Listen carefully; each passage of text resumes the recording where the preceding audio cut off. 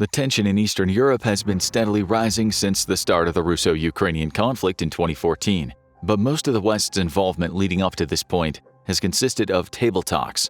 However, following the 2022 invasion, this all began to change. The US and EU started sending exorbitant amounts of money and resources to aid in the growing crisis. Putin began making nuclear threats, and now we find ourselves involved in the largest attack on a European country since World War II.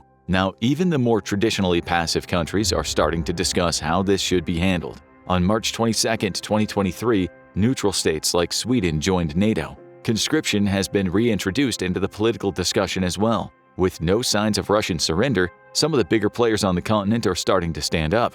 Just recently, France has made efforts to throw their hat into the ring. Having a long and complicated history with Russia, the increasing involvement of the French has left many curious as to how this will unfold in the coming years. Before we get into President Emmanuel Macron's recent public statement and why it's left its NATO allies speechless, let's look at France itself. If the country was to get more involved in the Ukraine war, what would Russia have to contend with? The military history of France is one that can be traced back 2,000 years, and for most of that time, it was considered one of the greatest in the world. However, a series of losses after 1815, such as the Franco-Prussian War, started to harm their reputation significantly. In World War I, the French started to earn back some respect after managing to hold the Western Front against the Central Powers and their allies. With more than 1.3 million military fatalities and more than 4.6 million wounded, France suffered the second highest Allied losses after Russia. However, this progress would be crushed by the Third Reich, which had adopted an effective combined arms tactic that the country was ill-prepared to handle. After the defeat, Vichy France cooperated with the Axis powers until 1944. Charles de Gaulle encouraged the French people to join the Allied armies, while the French Vichy forces participated in direct action against the same Allied forces. Although they were eventually liberated, the fall of the Third Republic made it clear that France was failing to modernize as quickly as the rest of the developing world, and the pain was far from over. Decolonization was another major hit for the French, starting with the First Indochina War, where troops were forced to withdraw from Vietnam, Laos, and Cambodia. By 1960, France had lost its direct military influence over all of its former colonies in Africa and Indochina. Nonetheless, several colonies in the Pacific, Caribbean, Indian Oceans, and South America remain French territory to this day, and France kept a form of indirect political influence in Africa, colloquially known as the France-Afrique. Seeing the writing on the wall, French leadership knew that they had to act quickly. The newly formed French government headed by Charles de Gaulle oversaw the development of French atomic weapons and promoted a foreign policy independent of U.S. influence. Also, in an effort to focus on domestic repairs, the country was withdrawn from NATO military command in 1966, but remained part of the alliance. In the following years, France sought to harden its military, and the mission has been seen as an overall success. In the later 20th century, they made the moves to fix their recent military reputation and prove themselves on the world stage. We saw this with their activity during the Gulf War, during which France sent 18,000 troops, 60 combat aircraft, 120 helicopters, and 40 tanks to help the coalition. Mission Heracles in the war in Afghanistan, along with recent interventions in Africa, also helped fix the military power standing on the global stage. Stepping into the 21st century, France has recovered at a steady pace, strengthening relations with former enemies like Germany, along with participating in a number of peacekeeping missions that have been applauded by its close allies. Today, France has a rather formidable army, with 118,600 personnel. They continue to advocate for quality over quantity, and this policy seems to serve them well in the realm of geopolitics. On the surface, there's nothing to say but positive things regarding the French revival, but plenty of analysts are quick to point out that upon further inspection, it's a pretty mixed bag. Even before its return to NATO military command, France was on its way to restoring its position as a Western monolith. As one of the influential nuclear powers alongside the UK, the US, Russia, and China, France is ensuring the maintenance of its deterrent force and its adaptation to new strategic realities, taking into account the European dimension of its defense. That said, it's also played a big role in recent years as an advocate for arms control and nuclear disarmament, a fine line to tread considering their personal arsenal. Additionally, in 2004, it contributed a total of 84.35 million euros to the UN's regular budget and 107.57 million euros to the UN's system-specialized agencies. Presently, France prides itself as an armed mediator, cooperating with more militant countries like the United States while attempting to stand in solidarity with controversial neighbors. They do this by providing aid to poorer nations. For example, in 2003, they devoted 6.4 billion euros to official development assistance. This sum represents 0.41% of the French GDP. In contrast to its size, these facts indicate that France's cultural influence is among the strongest globally. However, this diverted attention has recently been criticized, as the nation has been suffering from serious instability within its own borders. Street protests have repeatedly paralyzed the country, and most recently riots erupted after the killing of a young man by the police. In just 4 days, the levels of violence surpassed those of the weeks-long Banlieue riots of 2005. One of the strengths that has separated France from other Western countries is that it remains mostly unencumbered by opposition in parliament. Even with the protests and the riots, the state somehow managed to push legislation that wouldn't pass in the first phase in a nation like the UK. By focusing mainly on affairs beyond the mainland, President Macron has been able to meet bipartisan objectives. But now it appears that the chickens have finally come home to roost. There's plenty of footage showing rising public unrest, specifically among the country's rural communities. Spanish wine trucks are being stopped by civilians, and trucks drive into the streets blasting manure onto government buildings. In response to recent events, Polish Prime Minister Mateusz Morawiecki posted a tweet that contrasted a France on fire with a Poland at peace, with the strong suggestion that it all came down to immigration. Although there are obvious political motives behind the Polish accusation, one can't deny that the fire grows with little being done to put it out. France currently hosts some 700,000 refugees and asylum seekers, and that makes it the third largest host country in the European Union.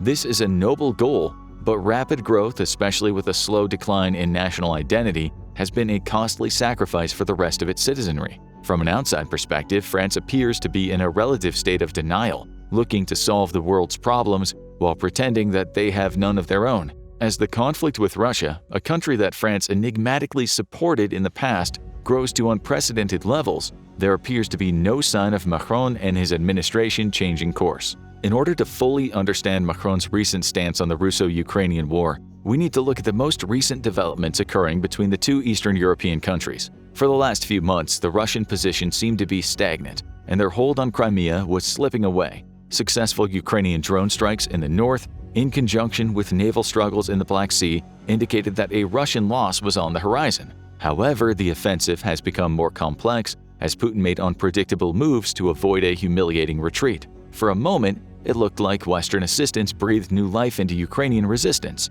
Even so, power outages are almost a daily occurrence across most of Ukraine. Infrastructure has been devastated by the relentless pounding of mortar and rockets. The economy, by most metrics, Europe's weakest before the war, has been left in tatters. With 3 times the population and a gargantuan military budget, Putin's long-game tactics are starting to bear fruit. Additionally, some countries like Moldova appear to be leaning toward cooperation with Russia. Moldova's government has stated that these are just rumors, but it's a dangerous possibility that can't be ignored. This year, Ukrainian forces have withdrawn from the eastern town of Avdiivka, in Russia's biggest victory since the fall of Bakhmut in May last year. This is a major win for Russia, as the location serves as an important industrial asset. Along with the recent acquisition, Russia has launched a devastating series of attacks on villages around southern Zaporizhia, a region Ukraine had initially dominated during a counteroffensive in 2023. Military experts say that Putin will have a difficult time making use of the newfound territory, but Ukraine can't really afford to lose the land. The reason for this is not necessarily because the loss of resources, although that is a pressing concern, but because Avdiivka would have served as a strategic gateway for the Ukrainian plan to invade Donetsk. So far, those losses have led to more than 11 million people being forcibly displaced by the war, including almost 6.3 million refugees. Many of those people have sought asylum in France. On one end, this is a troubling victory for the Russian army, but some have pointed to the fact that this event will feed into what is called the escalation paradox. In other words, by making such a large move, Putin has effectively summoned unwanted attention, which could very well encourage Western nations to send more aid. So far, the response to the invasion has resulted in a large number of sanctions, which the Kremlin has, at least so far, managed to shrug off, as their positive relations with nations like China have allowed them to achieve stability. According to February reports, members of NATO are beginning to clash against one another in an attempt to find common ground, and Putin is having a field day with the press. The ongoing crisis has apparently inspired world leaders to make a stand, with the first person to make their opinion known being President Emmanuel Macron. In response to recent events and Kremlin propaganda, 20 European leaders congregated in Paris to send a potent message to the Russian president. Macron, with bated breath, ended up stealing the show by stating, "We are convinced that the defeat of Russia is indispensable to security and stability in Europe. There are countries that are ready to send their own soldiers to Ukraine. There are countries that say never. Slovakia is among them, and there are countries that say that this proposal should be considered." These words sparked controversy all over the world, most of which was not at all positive. In the following hours, participants were quick to make it clear that they had little to no interest in sending their own people into the meat grinder. Putin did not mince words in his public response, stating that the West must realize that we also have weapons that can hit targets on their territory. All this really threatens a conflict with the use of nuclear weapons and the destruction of civilization. Don't they get that? The Russian leader also went on to say that if Macron dared to bring troops into the Russo-Ukrainian battle, they would meet the same fate as Napoleon's Grand Army. It's a reference that, in typical Russian fashion, leaves little to the imagination. Macron's alleged call to arms is the product of a more modern model of the French message, a motto that pledges support for those unable to defend themselves. That said, the address has sparked a series of follow-up announcements from allies and other members of NATO. Starting with the US, the Western superpower has made its position classically vague. President Biden has expressed little interest in sending troops to the conflict, but has said they will continue to provide military aid to Ukraine so the troops have the weapons and ammunition they need to defend themselves. It's reminiscent of Roosevelt's Lend-Lease policy during the advent of the Second World War. How this will manifest remains unclear, but renewed interest in the war effort indicates that Ukraine will most likely receive a much-needed infusion in the coming months. A NATO official who spoke on condition of anonymity emphasized that there are no plans for NATO combat troops on the ground in Ukraine, despite the unprecedented military support from the alliance. The Italian government also weighed in on Macron's statement. The country's foreign minister went on record saying, "When we talk about sending troops, we must be very cautious because we must not make people think we are at war with Russia." Germany added to this, reinforcing its belief that no European country or NATO member state would send troops to Ukraine. One of the more interesting responses came from the UK, where a spokesperson for Prime Minister Rishi Sunak gave a rather cryptic message. They said that they had no intention of large-scale troop deployment, which suggests that they aren't completely dismissing the French sentiments. It should be noted that there were a number of leaders who openly supported Macron. One of them happened to be the foreign minister of Lithuania, who told the media outlets that the French president had their full support.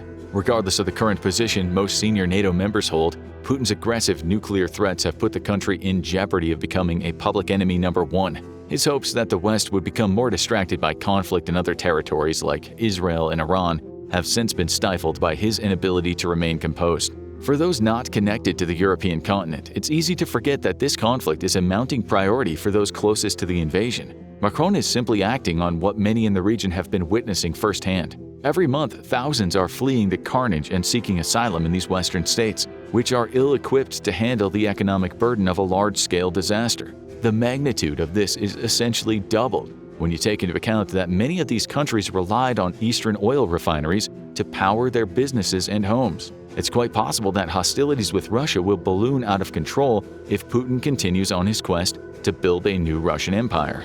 The only remaining question, if Macron were to hypothetically follow through on his passive threat, has to do with the French military. More specifically, is it really capable of punching back against a battle-hardened foe like Russia? According to the US, the answer is a bit complicated. Analysts state France's problem isn't breadth of capabilities but depth. Not just limited numbers of weapons and munitions, but also crucial support services, such as electronic warfare, air defense, and airlift capacity. Put simply, it's not that France couldn't launch a proper offensive, rather they would require the full force of NATO if they wished to achieve a quick victory.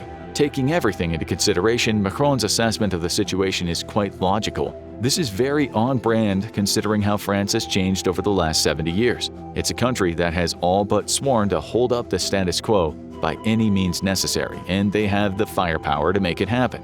Only time will tell if his statement is a prophecy for what's to come, or just another proposition destined to fall on deaf ears. A NATO airborne early warning aircraft flies slow, lazy patrols over the northern Polish border.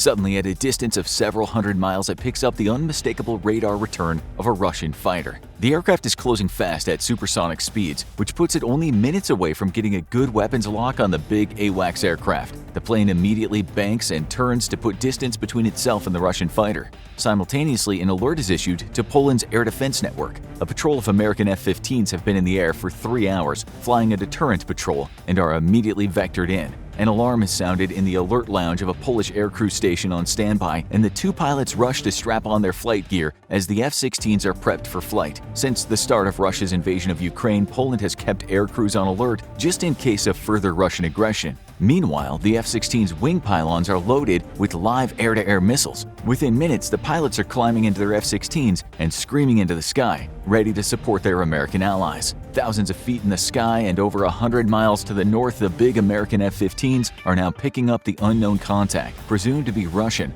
on their own radars. The F-15s are speeding toward the unknown contact, gaining airspeed so as to retain the advantage should this turn into a hostile encounter. The Russians have the distance advantage, with the R-77 Beyond Visual Range missile exceeding the range of the American AIM-120s by about 10 miles. However, the American fighters have better sensors, ensuring a higher probability of a kill, even if doing so requires putting themselves inside the kill envelope of the Russian fighter. There's a chance the Russian fighter is armed with R-37Ms with a range of over 300 kilometers. In that case, the F-15s will be well inside the Russian threat envelope in minutes, though the missiles are primarily meant to target less maneuverable aircraft such as the AWACS and tankers. The nimble F-15s would be a hard kill for the bulky R-37Ms. On the ground, the NATO AWACS plane sends targeting data to Patriot batteries stationed toward the north of Poland. While the Russian fighter is not yet within range of high-resolution targeting radar, the ability to link up with airborne assets makes Patriot air defense batteries deadly to interloping aircraft, even at long ranges. Soon, Poland's Aegis Ashore facility will be online and bring the same powerful tracking and targeting capabilities of the most advanced Aegis systems to ground-based air defenses. However, the facility is not yet complete after 4 years of construction delays.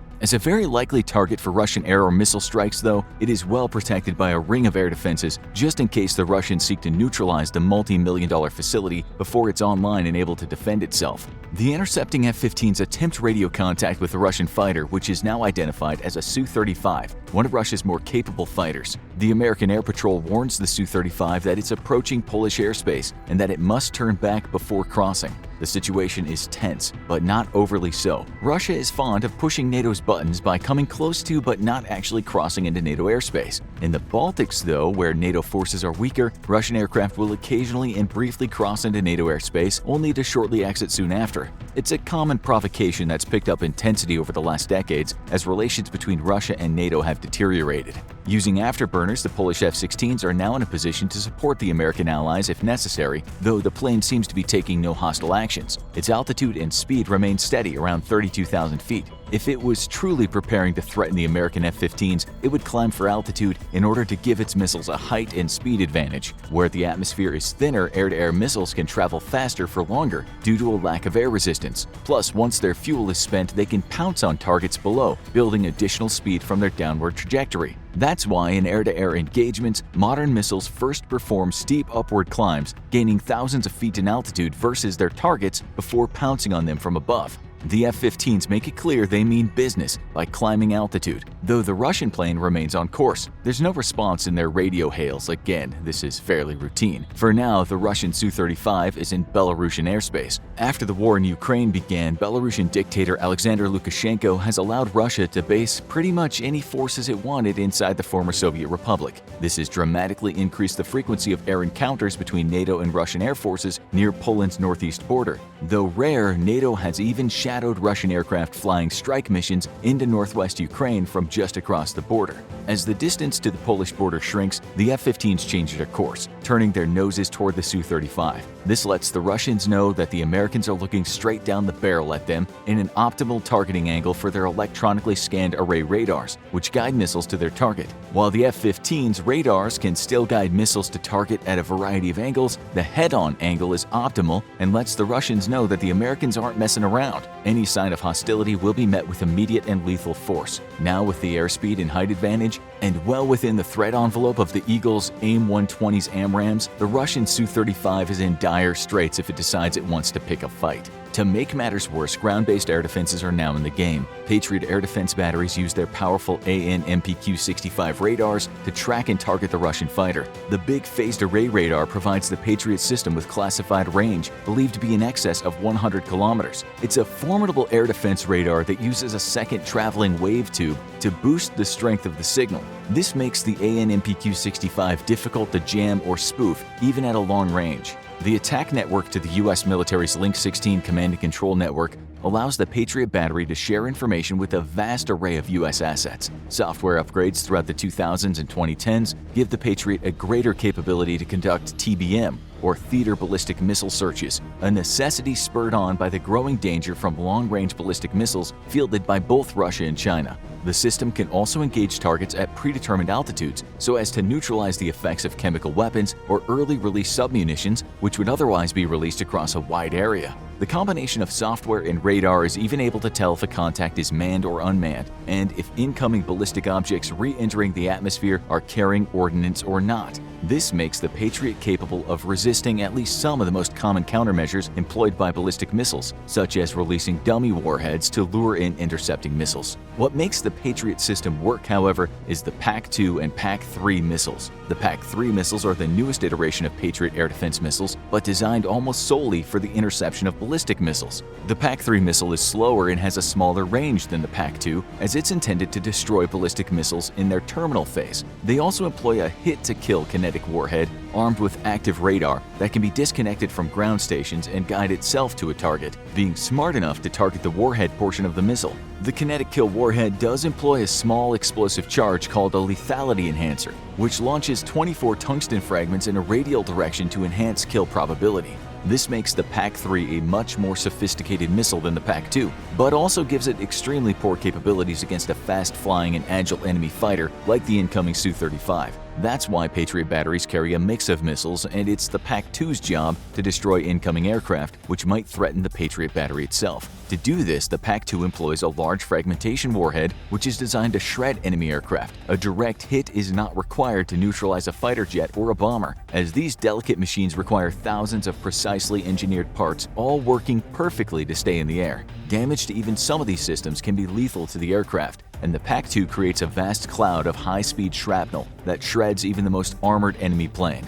In a wartime situation, a firing solution would have already been achieved, and the incoming Russian Su-35 would be facing threats from both airborne and ground-based missiles. But NATO and Russia are not at war yet. Thus, the F-15 pilots are told not to engage unless they themselves are engaged, and instead are directed to intercept the Russian plane within visual range. It's a show of force with the F-15s placing themselves between the Su-35 and any further penetration into Polish territory. As expected, the Su-35 briefly crosses into Polish airspace, is met by the American F-15s, but doesn't push its luck and quickly turns its nose parallel to the F-15s. After a few minutes, the Russian fighter once more turns back for safe airspace, leaving the F-15s to loiter near the border and watch from a distance. It's yet another microaggression by Russia meant to simply show NATO that it's not afraid of it, though it very much should be. Russia's aging air fleet puts it in serious doubt that it could actually threaten NATO airspace in any significant manner, and the current sanctions against Russia has left it unable to procure the more sophisticated electronic components it relied on for producing its air-to-air and air-to-ground missiles. This means that as the war in Ukraine rages on, Russian stockpiles of weapons diminish daily, and it couldn't possibly hope to compete against the vast quantities of missiles NATO still holds in reserve. It's a possibility that NATO is eyeing war as an increasing likelihood given the invasion of Ukraine. What was once thought impossible is now at the forefront of every member of NATO. Could Russia really declare war on the alliance? And could it win? To answer the question, we have to imagine an alternate timeline where Russia forces weren't bogged down in a never-ending fight for Ukraine, and instead opted for a more direct provocation against NATO. February 24, 2022, Russian forces have been involved in a large-scale exercise with their allies in Belarus, but this has been a front to allow Russian forces to stage closer to the NATO countries of Lithuania, Latvia, and Estonia. At 0600 local Moscow time, Russian autocrat Vladimir Putin releases a pre-recorded message relaying his intention to declare a special military operation meant to bring NATO aggression to heel. Right on cue, Russian missile strikes begin to rain down across Lithuania and Latvia. The first targets are military bases and airfields. The attack isn't a complete surprise to NATO, though, and the missile defense systems begin to knock Russian missiles out of the air. The Russian volley is overwhelming, and with a hit rate of 60%, missile strikes saturate military targets across the Baltic nations. Dozens of NATO's forward-deployed supply caches are destroyed, along with several key supply depots. Russia's long-range targeting capabilities, however, are deficient due to the 2014 sanctions against it and the banning of dual-use technology that crippled its space surveillance network. While many missiles hit their targets, many don't, often hitting civilian targets instead. After a blistering barrage lasting half an hour, Russia has failed to completely cripple the command and control or air defense networks of the two countries, and over half of the airfields remain operational. In the air, Russian planes piggyback on the missile assault. Thanks to NATO's superior long-range surveillance capability, its air forces are not caught completely off guard, and several combat air patrols have been on constant rotation ever since the military buildup along Russia's western military district and Belarus. But the incoming wave of air power is overwhelming for the few defenders in the sky, and from damaged airfields across the Baltics, NATO fighters are being rushed for combat. Their pilots, however, have to be recalled to base from their home or barracks, adding to the response time. The few fighters NATO manages to get in the air engage Russian targets with standoff attack long-range air-to-air missiles. These missiles allow NATO forces to operate from well outside the envelope of Russian ground-based air defenses, which ring the Baltic states. The first combat casualties of the Russian-NATO war are Russian planes, but there are too few defenders and too many attackers to significantly stem the incoming air attack. With long-range missiles expended, NATO fighters are forced to move to positions just outside the threat range of the Russian S-400s and other mobile air defenses, engaging Russian forces sent to neutralize them until forced to retreat to airfields in Latvia. With the missile onslaught and Russian air defenses in Kaliningrad on Lithuania's southern border, any surviving NATO aircraft can only be guaranteed some measure of safety further north in Latvia.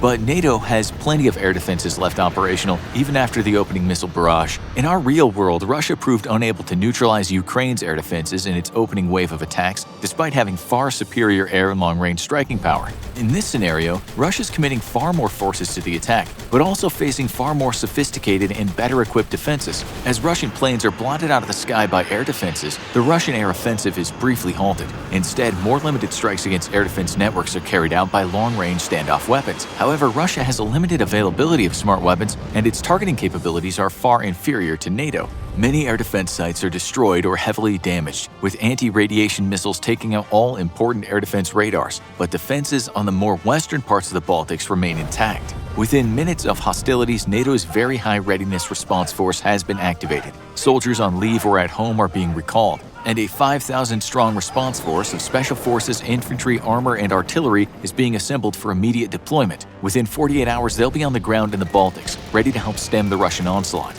A few days later, they could be joined by NATO's response force, a rapid response force of 40,000 that includes combat air power and air support components. NATO maintains a contingent of around 1,000 strong of forward-deployed forces in the Baltics, and with the military buildup by Russia in recent weeks, this has been strengthened by an additional few thousand, along with several dozen aircraft. However, this is far insufficient to stop a Russian onslaught of 150,000 troops, even with Latvia and Lithuania's approximately 50,000 strong military. Of that number, not all are actual combat troops, with many being support and logistical personnel, so NATO's actual combat power in the ground numbers at barely over 12,000. Of more critical concern is the lack of tanks, though Latvia and Lithuania both field nearly 1,000 armored vehicles with some anti-tank capabilities. As Russian troops cross the border, NATO forces are ordered to retreat rather than engage the invaders. NATO's top general, Supreme Allied Commander General Todd D. Walters, is aware of the massive mismatch of forces across the Baltics. This exact scenario has been wargamed extensively, and the only chance NATO has of holding off the Russian military long enough for its response force to arrive is to force the Russians into fighting in major cities where the terrain favors the defender and Russia's overwhelming firepower can be largely neutered. However, it's always been accepted that it was strategically impossible to guarantee the security of the Baltic members of NATO, given that stationing enough troops to do so would have required massive commitments of forward-deployed soldiers from across the alliance, a costly proposition, and a hugely destabilizing move that would have guaranteed a conflict between Russia and NATO much sooner than this. NATO will fight as best it can to hold the Baltics open for as long as possible, but its main response force already has plans to launch a counterattack from Poland, planning for the fall of Latvia and Lithuania within the first few days of fighting. Already Polish troops are digging in for an assault, either from Kaliningrad or Belarus, but such an assault won't be forthcoming. Russia's strategy to break NATO is to target the relatively undefended Baltic states, and then simply dig in. NATO will then have to decide if it wants to invoke Article 5 of the alliance's charter, stating that an attack on one is an attack on all, knowing that they'll be fighting an offensive war against an entrenched enemy in a conflict that could turn nuclear. Russia is betting that NATO's resolve is weak and it won't risk escalating the war. The assurance of mutual defense is a bedrock principle of NATO, and should it fail, the alliance could be splintered. The United States, Poland, and the United Kingdom are staunchly committed to invoking Article 5 in any case of hostilities, but other member nations might not be as committed to waging war for countries that many of them weren't happy about joining NATO anyway. Some of them, like Germany, have deep financial ties to Russia already, and an end to Russian energy for Germany will be economically catastrophic. Only the coming days will determine if NATO invokes Article 5 in full. But for now, what is sure is that even if Russia is facing just Poland, the UK, and the US, it's still facing a significantly powerful force. The US just has to get its firepower to Europe first, a process that will take weeks to fully mature. In our fictional scenario, though, the US hasn't been blind to Russia's buildup of forces along its western military district and in Belarus. In this scenario, an invasion of Ukraine was possible, but the buildup of forces and supply depots along the borders with the Baltic states tipped Russia's hand weeks ago. Still, the US has delayed in deploying the bulk of its firepower to Europe in hopes of not destabilizing the situation further. But that doesn't mean it hasn't taken steps to move a significant force to its bases in Germany. A large contingent of its air power has also been moved to bases in mainland Europe and the UK, and is now preparing for combat with the Russian Air Force. This has been a conflict the US Air Force has been waiting for a very long time. Its F-15 Fighting Eagle was designed to kill Soviet MiGs, but today it's more than capable of sweeping the skies clear of Russian fighters. The US's F-35 fleet isn't fully operational yet, but dozens of the advanced stealthy planes are ready for combat, and as the Russians will soon find out, are absolutely game-changing.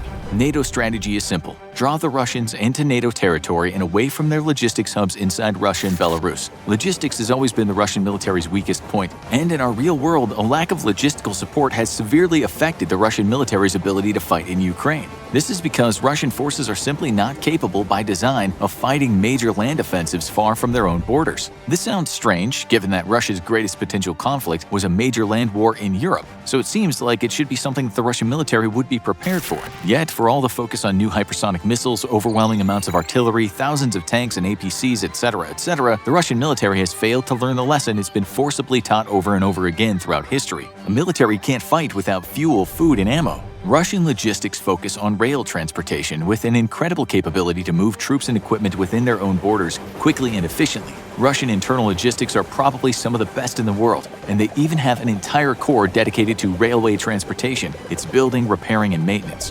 But Russian railways stop at the Soviet Union's old borders. That's because Russia uses a wider gauge railroad track than the rest of Europe, meaning that their plan to resupply forces via railroads stop at the Baltics in Ukraine. Adjustable carriages do exist, but engines cannot be made adjustable to fit both the Soviet rails and newer European rails. Thus, Russia would have to seize European engines to drive their railroad carriages into Europe proper. But NATO would never allow those engines to fall into the hands of the Russians for this exact reason. But whether delivering supplies to a railhead their trains can actually reach, or deeper into Europe with seized European engines, Russia still has a serious problem with logistics. Mainly, there aren't enough logistics personnel or equipment for the job of supplying all of its forces. Each Russian combined arms army is allotted a single material technical support brigade. Each material technical support brigade has 2 truck battalions with a total of 150 general cargo trucks with 50 trailers and 260 specialized trucks per brigade. The further an army moves from the railhead, the less trips that its resupply trucks can undertake, increasing the total length of time for resupply. At the current number of trucks available, there are simply not enough trucks for the operation more than a few dozen miles from a railhead, and that's before taking into account losses due to enemy activity and equipment breakdown. Take, for instance, Russia's heavy use of rocket artillery. Each Russian army has approximately 56 to 90 multiple launch rocket systems, and resupplying a single launcher takes up the entire bed of a truck. So if the entire MLRS force fired just one volley, it would require up to 90 trucks solely for resupplying ammunition. Those trucks then could not be used for anything else, like, for example, ferrying the fuel the MLRS needs to drive to a new location, or food or water or ammunition for the men manning the systems. Just a Russian Army MLRS attachment is already taking up a significant amount of Russia's logistical capabilities, leaving the rest of its forces, tanks, APCs, infantry, tube artillery, with much fewer trucks for their own resupply needs. And again, this is before taking into account the fact that Russian logistics will be under constant enemy attack, or that resupplies further diminish the further from a safe railhead the Russian offensive moves. In our hypothetical scenario, NATO understands this all too well, and that's why, as their forces retreat to pull the Russians deeper into NATO territory, Special Operations Forces launch raids against Russian supply convoys before melting back into the countryside. NATO's strategy is to put up a mobile defense that keeps the Russians firing and burning gas, but places a tactical victory always just out of their grasp. Russian units are equipped to be independent of resupply for 3 to 5 days, but in intense urban combat, those figures shrink dramatically to just 3 days at best. By the dawn of the 4th day of fighting, Russian forces are forced to cease their advance toward Riga, starved of ammunition, food, water, and fuel. In Lithuania, though, they have managed to capture Vilnius, though partisan fighters are making the Russians suffer in street-to-street fighting. With superior reconnaissance capabilities, NATO was able to pinpoint Russian air defenses and send Wild Weasel aircrafts on a mission to destroy them. Taking from the example of Russian performance in Ukraine today, these suppression of enemy air defense missions succeed with astounding success. For longer-range S-400 and older S-300 batteries, F-35s equipped with glide bombs are able to overwhelm their missile defenses and destroy them without the S-400 ever getting off a single shot. Loitering MiGs defending from air attack are likewise unable to pick off the F-35s until they get to within close range, which very few manage to do without getting blown out of the sky. However, the number of F-35s is limited, which is where their capability to network with non-stealthy 4th-generation planes comes into play. With their advanced data links, F-35s are able to guide target bombs and missiles fired by non-stealthy planes who can carry out attacks far outside the threat envelope of Russian defenses. The results are devastating, and though a dozen F-35s are lost in combat, Russian air defenses are savagely mauled. The greatest factor of NATO's success, however, is Russia's own incompetence. Our real-world invasion of Ukraine has proven that the modern Russian military is nowhere near the formidable beast that Europe has feared. In fact, they're barely capable of carrying out modern combat operations, and it's only their overwhelming numbers that are seeing them slowly defeat Ukraine's forces. On the tactical level, we've seen time and again as Russian tank commanders don't make use of dismounted infantry to protect the tanks from anti-tank kill teams, leading to numerous deadly ambushes by Ukrainian forces using NATO anti-tank missiles. We've also seen as Russian forces practice no discernible convoy security procedures, with their convoys often coming to a complete stop at crossroads and other danger crossings, and without deploying security elements on their flanks to delay an enemy attack and allow the convoy to push through. Even their ability to prevent friendly fire incidents through discipline and communications is under question, as more than once, Russian units have engaged in full-blown battles between each other, much to the observing Ukrainians' delight. Perhaps most baffling of all is the destruction of Russian air defenses inside a convoy by Ukrainian aircraft, even when at a complete stop for several hours. Their Russian crews never bothered to turn on their radar and scan for threats. The scenario has also repeated itself numerous times. Lastly, we've seen time and again how Russian forces fail to properly respond to Ukrainian ambushes. When caught in an ambush, the proper procedure is to either fight out of the ambush or assault through it. Instead, Russian forces are often seen scattering in a panic, while their comrades who stayed behind actually to assault the ambush are obliterated one by one. Forces outside of the ambush zone are commonly observed to either drive away in a panic or come to a complete stop and begin to back up. Instead, forces outside of an ambush should be deploying for a flanking assault on the ambushing enemy force, neutralizing the threat to their comrades stuck in the kill zone. All we've seen so far in Ukraine is indicative of one thing: the Russian military is largely poorly trained. But they're also operating equipment in various stages of disrepair. Some units enjoy more modern, well-maintained equipment and are appropriately deadly, but many others seem to be suffering from serious maintenance and modernity problems. Russian tanks, for instance, are being savaged by Ukrainian infantry armed with anti-tank missiles, not just because of poor tactics in their deployment, but also because they lack active protection systems such as Trophy, which an increasing number of U.S. combat vehicles are equipped with. They seem to also lack environmental sensors to help them pinpoint the source of the attack, leading to confusion and panic after an attack, only made worse by poor discipline, training, and ever-shrinking morale. Often vaunted for its electronic warfare capabilities, the Russian military has proven itself incapable of securing its own communications in its invasion of Ukraine. As it turns out, an astonishing number of Russian units operate on completely unsecured radios. This has allowed the Ukrainian military and even amateur radio operators to interfere with and jam Russian radios. Ukrainians have hopped onto Russian frequencies to insult their invaders, play the Ukrainian national anthem on repeat for days at a time, and even jammed the frequency with white noise, revealing messages or images when analyzed digitally. Against NATO, unsecured communications spell disaster for the Russian military, as NATO electronic warfare operatives don't just jam Russian communications, but actively use them for sabotage. False orders are relayed over unsecured radios, causing entire Russian units to move out of formation or even launch attacks against phantom targets. Fluent Russian speakers wreak havoc on Russian forces simply by hijacking their unsecured comms. But because they must be very close to the front line to do so, their effectiveness is limited.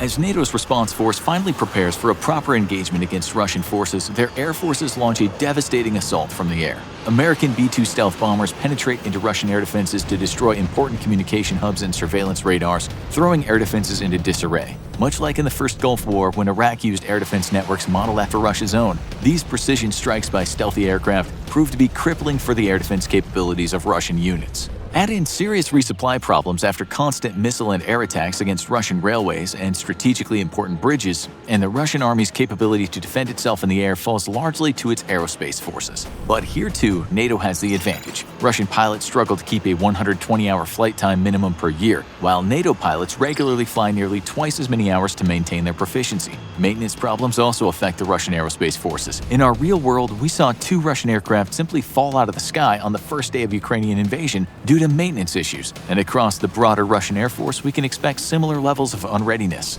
But it's better avionics, sensors, and longer-range anti-air missiles coupled with a sprinkling of F-35s that prove decisive in the sky. In the largest air battle since World War II, NATO forces wrestle control of the skies over the front away from the Russians, resulting in dozens of casualties on both sides. This opens up the greater use of air support to attack Russian army formations, though. And here again, another of NATO's strengths over Russia comes into play. Very few Russian pilots have multi-role experience, while NATO pilots regularly fly both air superiority and airstrike missions. For a NATO plane, switching from shooting down MiGs to blowing up tanks is as simple as switching the plane's munitions. But Russian air forces must use dedicated aircraft and crews for each mission. The lack of flexibility hurts Russian forces badly in Ukraine, especially in the opening days of the war. And this is why historically Russia relies heavily on artillery for fire support, not aircraft. Logistic problems have starved Russian artillery of ammunition, though, and even when fully supplied, Russian artillery is not very flexible. Needing to always stay under an umbrella of ground-based fire support has also significantly slowed Russia's advance,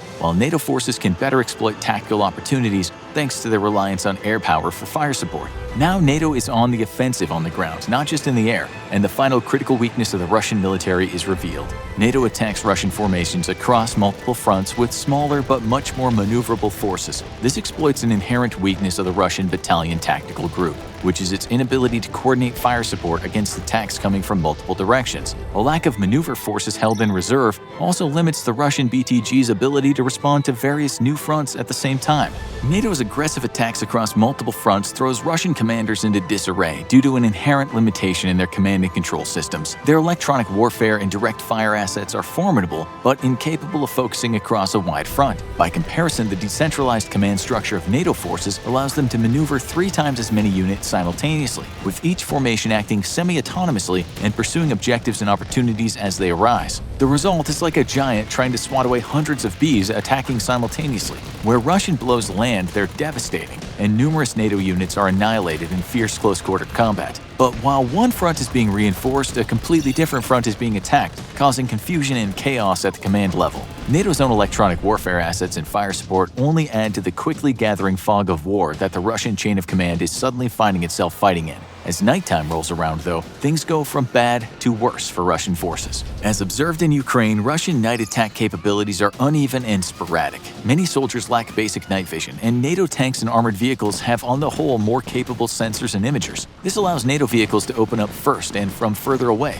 American Abrams Silver bullets prove particularly deadly versus Russian armor, just like they did against Russian tanks in the First Gulf War. T-72s make up the bulk of Russian armor, and while domestic models are better protected than export models provided to Iraq, the results are largely the same. T-90s fare better against NATO's more modern tanks, but there's simply too few of them and the front is too wide. The vaunted T-14, which was supposed to revolutionize tank warfare, never made it to full-scale production thanks to sanctions against Russia and its sputtering economy. The fight is not bloodless for NATO forces, though, and casualties quickly climb into the thousands after days of fierce fighting, with hundreds of armored vehicles lost on both sides. However, NATO operational superiority, high morale, better training, and largely more capable equipment proves to be decisive. Perhaps more than anything else, though, it's Russia's logistics that doom its military offensive into the Baltics. NATO forces have been savagely attacking Russian supply convoys, even at the cost of foregoing attacks against tank and artillery positions. NATO knows it's far more important to disrupt Russia's ability to resupply its forces than to actually destroy said forces. And now with Russian troops deep in the Baltics and far from their rail network, their supply difficulties increase exponentially with each truck lost. The Russian military has been pressing civilian trucks into service, but ongoing attacks against supply convoys and even the destruction of public roads makes resupply increasingly impossible.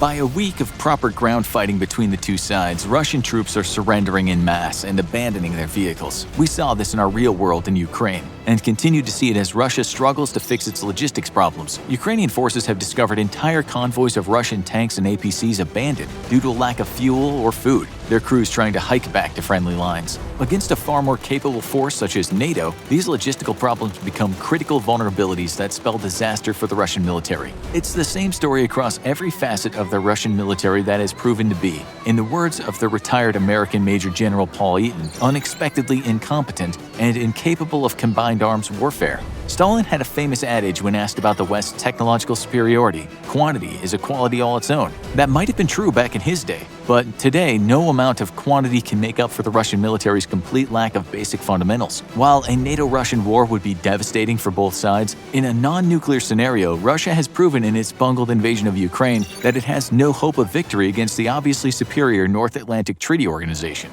In the 1984 film Red Dawn, the beleaguered Wolverines, teen partisans defending the middle of America against a Soviet and Cuban invasion, ask a downed U.S. fighter pilot, played by Powers Booth, what started the war. His answer? The two toughest kids on the block, I guess. Sooner or later, they're gonna fight.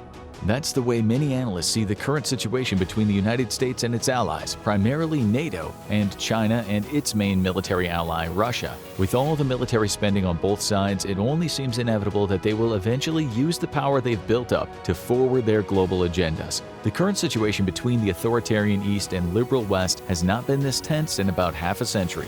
The invasion of Ukraine has brought NATO and the United States into as close to an all-out hot war with Russia as we've seen since the Cuban Missile Crisis. But with that previous series of events cooled off before shots fired, the Ukrainian war has seen hundreds of thousands of casualties. Russia feels that many of the deaths on their side are due to the military and economic aid sent by NATO and the US to Ukraine.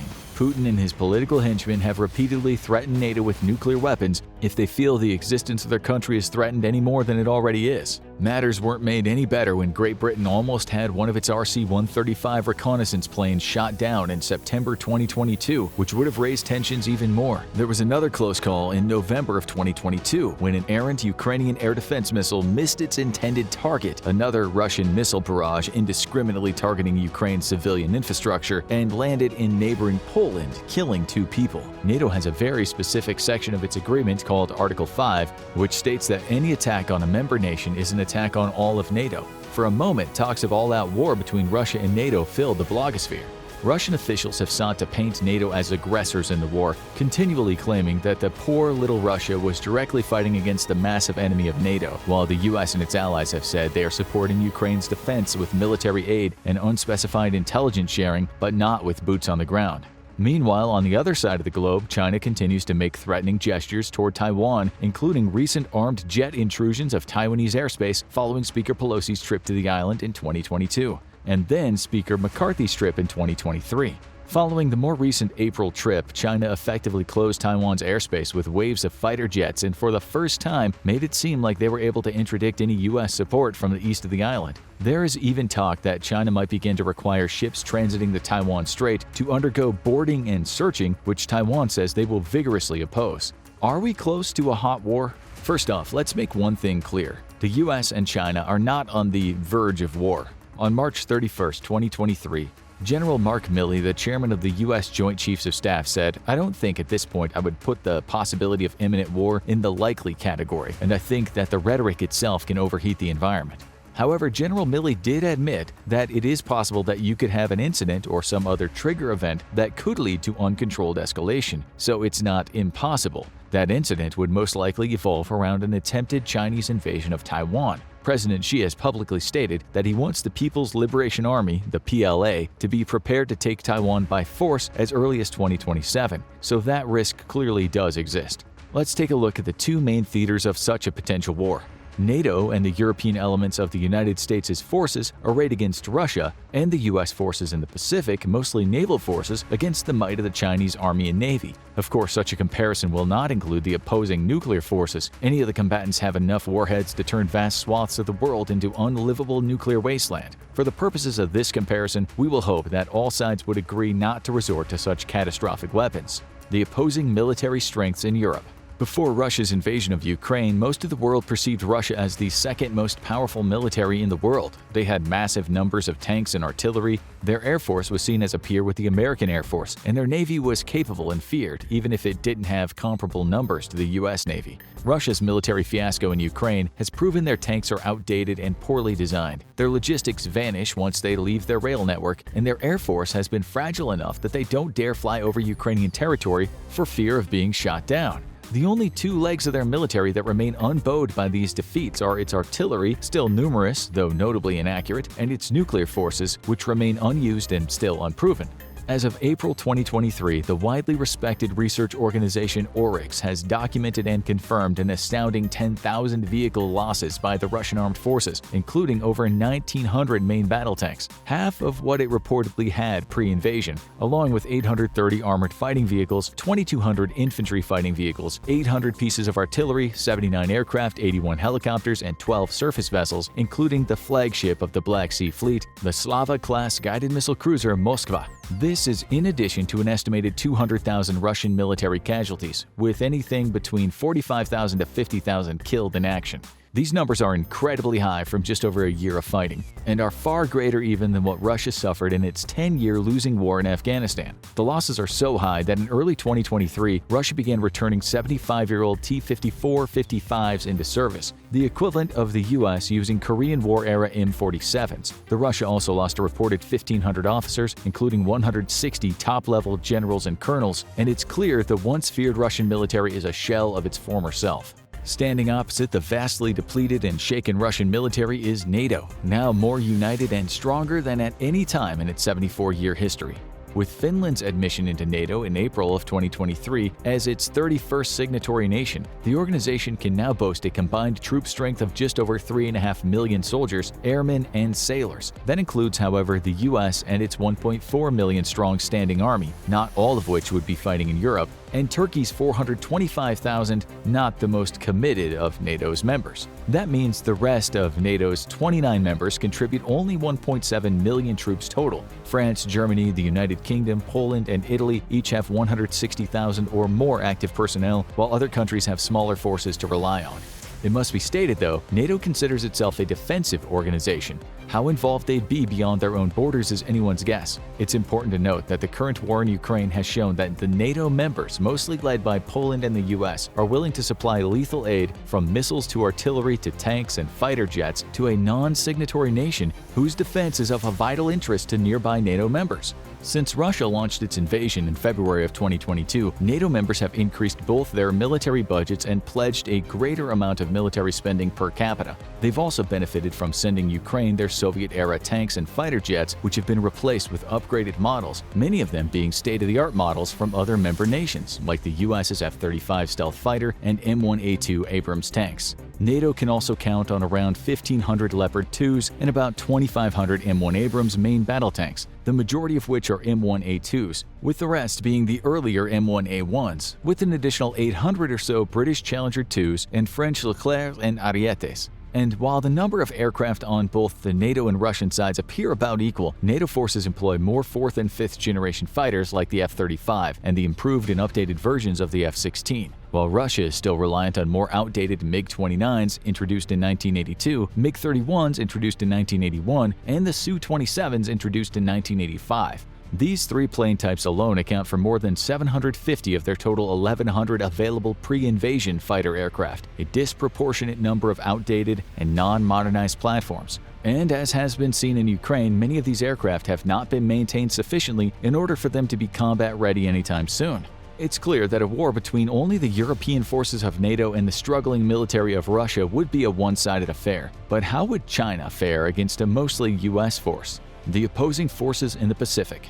China, it should be obvious, has not suffered from an equivalent loss of military strength as Russia has over the past year. In fact, the modernization and expansion of its military has been impressive and has caused its neighbors like Japan, Australia, India, and the Philippines to increase their own military expenditures. Yet China is still missing major components that will allow it to go toe-to-toe with the US Navy. These missing elements suggest China would be better off waiting at least 5 years, and possibly as much as 10 years, before it initiates an open military confrontation with the West. For example, the People's Liberation Army Navy, the Plan, currently operates 25 of its modern 10,000-ton Type 52D destroyers, with its own version of the Aegis-type radar system, along with 8 of the more advanced 13,000-ton Type 55A destroyers, along with 6 of the earlier 7,000-ton Type 52C ships. There are up to 12 additional destroyers currently under construction.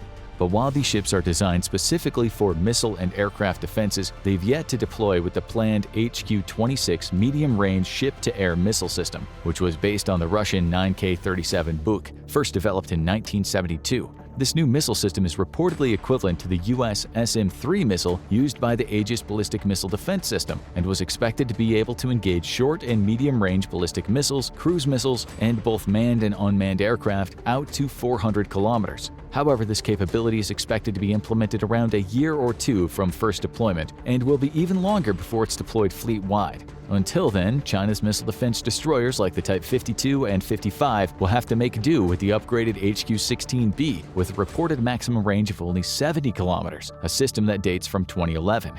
The biggest weakness in the plan, of course, is its aircraft carrier fleet. They currently operate 3 carriers, the oldest being a 90s-era Ukrainian-built Russian-designed ship named the Liaoning with its ski jump ramp, which is also a staple of its second carrier, the Type 002 Shandong. The Liaoning isn't really considered a frontline carrier and is relegated to the role of training carrier. Its third carrier, the Fujian, currently being fitted out, is equipped with advanced electromagnetic catapults, similar to those on the U.S. supercarrier USS Gerald R. Ford. Some say copied directly from it. But that means the plan will have to train its carrier pilots on 2 types of takeoffs, and they'll need 2 different types of carrier planes to operate on those carriers. Its current training model, the JL-9G, a single-engine twin-seat aircraft first deployed in 2011, can't be used to duplicate emergency landings on any of its current carriers because it's too weak to take the continual pounding of carrier landings, and it's too underpowered to immediately take off in case of a missed landing. That leaves only simulated takeoffs and landings on ground-based mock-ups. This inability to field a true carrier trainer has led to a huge deficit in trained carrier pilots. The problem with the planned trainer is just the opposite of its carrier combat aircraft, the J-15 Flying Shark, which was mocked by Russia for trying to be a back-engineered version of a Su-33 prototype, the T-10K-3, which they bought from Ukraine back in 2001. At a reported 17.5 tons, its upgraded version is now thought to be the world's heaviest carrier-borne fighter. In comparison, the U.S. Navy's F/A-18 weighs only 14.5 tons. The J-15 suffers from either having to carry less than optimal fuel, giving it less range, or less armament, giving it less lethality if it intends to take off from the 2 ski jump-equipped carriers. It has since been nicknamed the Flopping Fish by the normally reserved Chinese press for its underwhelming performance. China's begun deployment of the Chengdu J-20, somewhat comparable to the US's F-22 stealth fighter, and have produced around 200 of them, but this aircraft cannot be adapted to carriers and remains a standard land-based air superiority fighter. China hopes to make up the difference in carrier forces with hypersonic missiles, though their reliability and readiness is still under discussion. At present, there's speculation but no confirmation that China is building a 4th carrier, though at least one recent satellite image suggests a 4th might be under construction. But the plan doesn't have enough carrier pilots for its 2 current frontline carriers, let alone a 4th. In comparison, the U.S. currently operates 11 carrier strike groups, each of which is comprised of one of its nuclear propulsion Nimitz or Ford-class supercarriers able to field 70 to 80 aircraft, one or two Ticonderoga-class Aegis-guided missile cruisers for air defense and coordination, two LAMPS-capable warships focusing on anti-submarine and surface warfare, and 2 to 3 Arleigh Burke-class guided missile destroyers. Each strike group is accompanied by assorted logistics and support ships and an undisclosed number of nuclear-powered attack submarines, usually 1 or 2, that coordinate with each strike group. The new Ford-class supercarriers currently in use by the U.S. Navy are undoubtedly the most powerful warships ever produced, with 1 in service and 4 more planned or currently under construction to be delivered between 2024 and 2034. There are literally no carrier groups of such lethality in any navy in the world, though the British and French navies do have their own carrier battle groups with somewhat comparable strengths. The U.S. also deploys several amphibious-ready groups built around the Wasp-class amphibious assault ships, in essence a small carrier, which can handle 6 fighters like the F-35 Lightning II and up to 24 helicopters like the Cobra gunship and the VF-22 Osprey transport vehicles. The amphibious-ready groups also include a landing platform dock ship (LPD) from the San Antonio class, capable of deploying up to 600 troops and 14 amphibious assault vehicles, and a landing ship dock (LSD) like the Harper's Ferry class and the Whidbey Island class landing ships, which can load and unload conventional landing craft and helicopters. These amphibious-ready groups can also launch dozens of autonomous drones like the X-47B. Normally, 2 to 3 ARGs are forward deployed, 1 in the Mediterranean Sea or the Persian Gulf/Indian Ocean region, and 1 or 2 in the Western Pacific Ocean area. Currently, 1 ARG is based out of Sasebo and Okinawa, Japan. The ARGs are usually attached to a carrier strike group, which provides protection for them from both land and sea-based attacks. The U.S. can also count on 26 Los Angeles-class, 3 Seawolf-class, and 21 Virginia-class nuclear-powered attack submarines, as well as dozens of ballistic missile submarines, each with ICBM-capable launch tubes. On the other hand, the plan operates 6 Shang-class nuclear submarines and 40 older diesel-electric submarines of much lower capability. Many experts point to the plan's superiority in total numbers of ships over the U.S. Navy, 340 to 300, but we must consider that the plan's numbers include 150 patrol craft, which are more equivalent to the U.S. Coast Guard's cutters, designed for coastal engagements only, and not really capable of the kind of blue water combat the main naval units would engage in. In addition, while the U.S. Navy appears perfectly capable of handling the current plan on its own, any shooting war will likely involve other countries that are either wary of or outright opposed to Chinese naval power projection, including Japan, South Korea, the Philippines, Vietnam, Indonesia, Australia, New Zealand, and India. Following continued efforts by China to claim the entire South China Sea as their own personal swimming pool, each of these countries has begun to beef up their own naval might. Japan, for instance, is building 2 of the largest destroyers in the world. At 20,000 tons, they dwarf even the U.S.'s 16,000-ton Zumwalt destroyers. These will complement and support Japan's 2 new Izumo and Kaga carriers, converted from previous helicopter destroyers, and will operate the F-35B Joint Strike Fighter. Once complete, the 2 carriers will be Japan's first since the Second World War. Along with Japan's increasing naval might, Australia has entered into a long-term agreement with the U.S. and Great Britain to build a fleet of state-of-the-art nuclear-powered attack submarines. India has also increased its own naval strength, while the country is still aching from violent confrontations instigated by China along its northern Himalayan border. China's true Achilles heel. And that brings up the most crucial component of any possible shooting war involving China: the fact that the country must import 70 to 75% of all their oil and natural gas through a long naval route from the Baltic through the Atlantic and past Africa, India, and Indonesia. If the U.S. or its Pacific allies wanted to interdict the flow of petroleum to China, and such a lengthy supply chain would be impossible for China to protect, then China would be looking at a 3-month delay before its countrywide truck transport system would shut down due to a lack of fuel, and 6 months before it ran out of the necessary components for the production of fertilizers, which its farmers desperately need. Their economy would collapse within a year, and massive famine would break out even if they did manage to hold off the superior U.S. Navy. This dramatic and inevitable failure of their economy and the catastrophic famine that would follow might be the main reason why China isn't looking to launch a full-scale war anytime soon. Not only is it a heavy importer of raw petroleum, it's also the world's largest importer of food. Between 2000 and 2020, the country's food self-sufficiency ratio decreased from 93.6% to 65.8%. China's leaders know that if it cannot win a war outright in a very short period of a few months, and the vast capabilities of the US Navy, let alone its numerous Pacific allies, suggest that this just isn't a reliable possibility, then they are dooming their country to losing their position as the second most powerful economy in the world, with a disastrous famine soon to follow. The lessons of the Ukraine war are also a stark reminder that a determined, well-equipped country, no matter how small, can resist an invader far more easily with today's advanced technological weapons. And while Ukraine has done a phenomenal job in gaining that capability in a mere 8 years since the first Russian invasion of 2014, Taiwan has been preparing itself for a Chinese invasion for more than 70 years. They're also a much more technologically capable nation and have a large 80-mile moat of an ocean that China would have to navigate in case of an invasion. This would not be an easy cross-border incursion that Russia attempted and failed, but it would require dozens of landing craft, easy targets for missiles, and waiting artillery. The fragility of a Russia-China alliance. In addition to logistical problems of overcoming the US Navy and the watery moat around Taiwan, China faces another hurdle: the weakness of any long-term alliance with Russia, an alliance that would merely be a castle built upon sand. Any full-scale war short of a nuclear engagement would find Russia's military virtually destroyed within the first few weeks of the conflict's launch, leaving China virtually alone.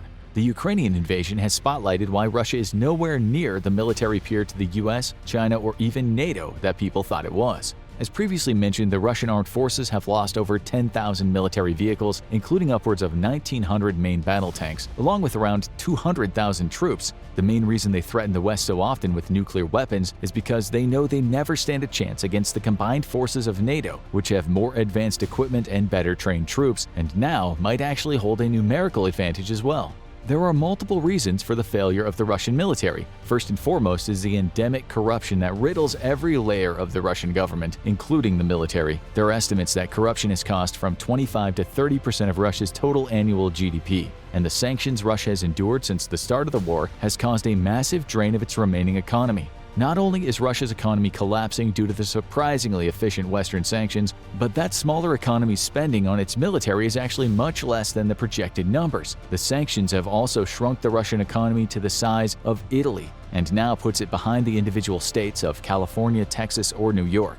Russia's nominal $1.4 trillion GDP is minuscule when compared to the EU's combined economic strength of about $15.28 trillion. Add the US and the EU's GDP together, you get about $35 trillion, more than 40% of the total world GDP. Russia will simply never be able to outspend the EU and its NATO counterpart, much less the US and EU combined. Second, Russia's never had a coherent NCO training program. Russia has lost at least 150 officers of colonel rank and above simply because their orders have to be passed almost directly from the leadership to the frontline troops. The members of NATO, the US, and even China understand that the sergeants and other NCOs have to have the independent authority to assess the war from the front lines and make immediate and effective changes in response. Russia has never had that level of independence, which leads their military to dogmatic, inflexible attacks that usually require masses of tanks, waves of infantry, and massive artillery bombardments, none of which are effective in a modern battlefield environment that is overwatched by drones, surveillance satellites, and reconnaissance planes. Third, Russia has never had the ability to manage their logistics at any distance from their rail network. The ignominious 40-mile-long traffic jam north of Kyiv from late February to March of 2022 was one glaring example of how their military cannot perform the simple task of keeping their tanks and transports full of fuel and moving. This lack of logistics has been further exacerbated by the introduction of HIMARS long-range rocket artillery systems, which can hit targets over 50 miles away, and newer smart ammunition including ground-launched small-diameter bombs, GLSDB, which can hit targets 93 miles away. These have been used to great success by the Ukrainian forces against Russian depots that have often been placed too close to the front, mostly due to their lack of logistical transport capabilities. The inherent weakness of an unequal partnership. There are additional signs that China is aware of Russia's much weaker role in any potential alliance and has been capitalizing on this inequality for some time now. At first, it was the Soviet Union that held a predominant role in any bilateral negotiations, allowing them to bully China into accepting unequal agreements. Things got so bad that the two countries almost launched a major war over a border dispute in 1969, one of several border disputes between the two countries since the 1920s. But Russia eventually decided it was better to arm the Chinese government in order to have an ally against the West. China, however, decided on its own that it'd be better to copy and/or steal whatever they could get, rather than pay the full price for products coming from the Soviet Union. Starting in the 1990s, China has openly copied or stolen Russian technology, leading at times to Russia having to swallow their pride as China sold knockoffs of their own frontline equipment. For example, in 1996, China debuted the J-11 aircraft, the first fighter made after the fall of the Soviet Union to feature significant Russian input. At first, it was an officially licensed Chinese-made copy of the Russian Su-27 multi-role fighter, whose sales were welcomed by the cash-poor post-Soviet state. Before long, however, China canceled their agreement and began producing the aircraft independently, eventually building over 400 unauthorized J-11s, equaling an economic loss to the USSR of more than $10 billion.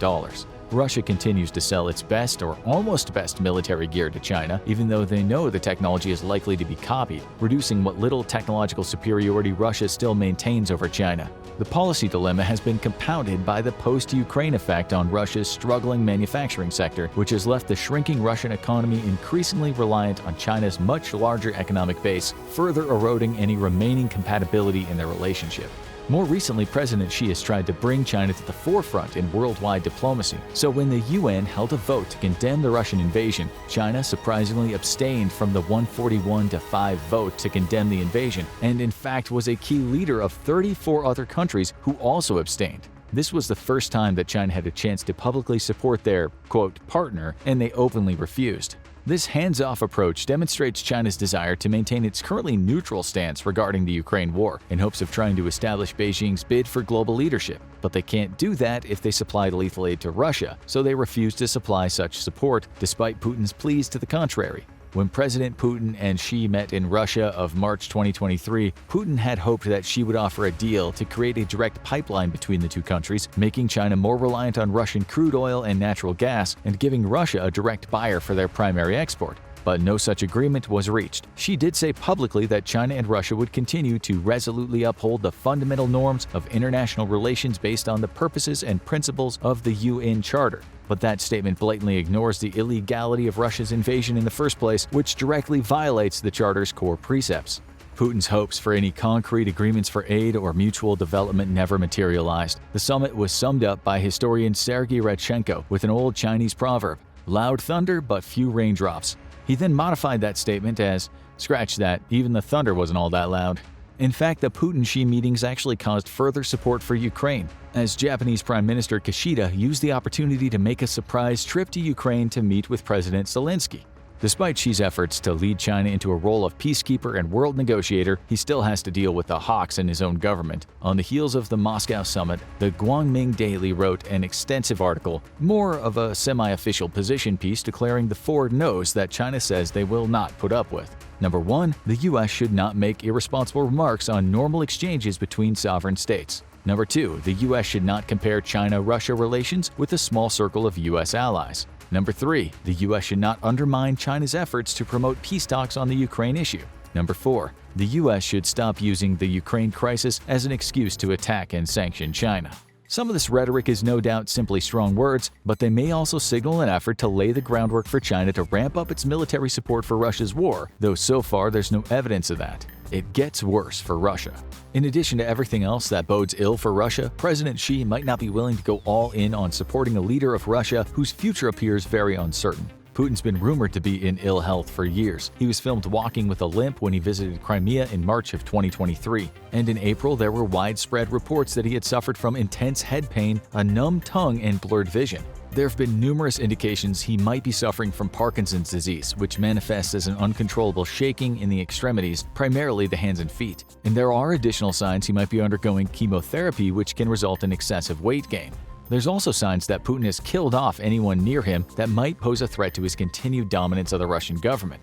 Since just before the invasion of Ukraine, over 40 of Russia's top managers, businessmen, and high-level officials have died under unclear but very suspicious circumstances. Those deaths include being found in apparent murder-suicides, like Vladislav Aveyev, vice president of Gazprom Bank, and his pregnant wife and 13-year-old daughter, who were found dead in a Moscow apartment, while a former top manager of Novatek, Sergei Protosenya, was found hanged at his villa in Spain, with his wife and 18-year-old daughter also found murdered in the house. And and Pavel Pshelnikov, director of communications at Digital Logistics LLC, a subsidiary of Russian Railways, supposedly shot himself at his home in Moscow. The deaths have become so numerous that one media source has given the wave a nickname, Sudden Russian Death Syndrome. But by and far, the most conspicuous means of death has been the archaic mid-18th century habit of defenestration, that is, falling out of a high window. Ravil Maganov, vice president of Lukoil, fell out of one at the Central Clinical Hospital of the Presidential Administration in Moscow, and in February 2023, Marina Yankina, head of the financial department of the Defense Ministry, was found dead after supposedly falling from a 16th floor of her apartment.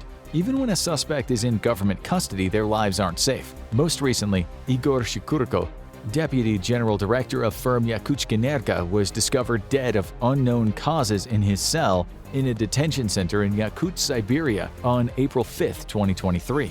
The extremely high number of potentially murdered rivals paints Russia in a bad light, an unstable dictatorship afraid of its own best and brightest while making enemies of its own nascent leadership. Couple that with Putin's rumored ill health, and it's just one more reason why President Xi may want to wait a year or two before cementing any permanent relationships with whoever's in charge in Russia post-Ukraine. What will Russia and Ukraine do?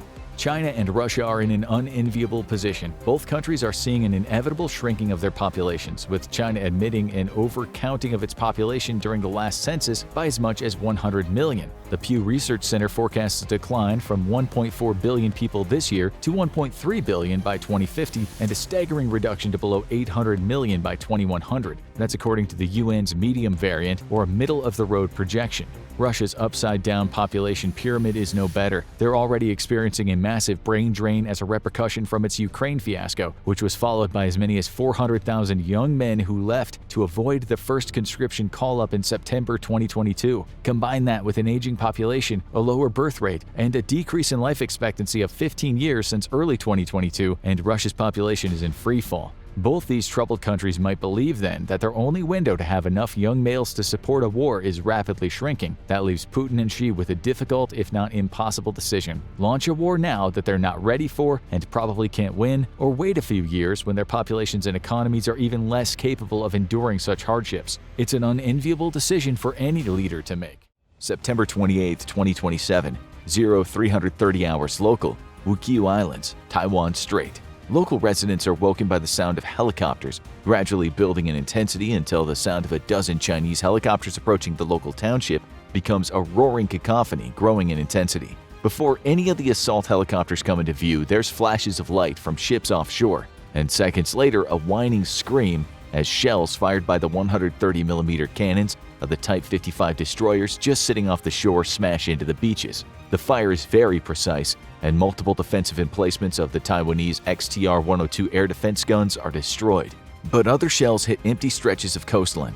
The small garrison of Taiwanese Navy personnel responsible for defending the island have already moved them to new positions, leaving dummy guns made out of metal and plywood behind for the Chinese to destroy. The invasion was inevitable. Since the early summer, China had begun building up a massive invasion fleet, an effort taking months to coordinate as the People's Liberation Army Navy gathered the resources necessary for a cross-strait invasion. Hundreds of civilian vessels of all sizes had been pressed into military service to shore up the plan's amphibious capabilities. If an invasion of Taiwan was going to succeed, it needed to happen fast, and every ship that could hold a tank or armored vehicle was soon finding itself under temporary new management.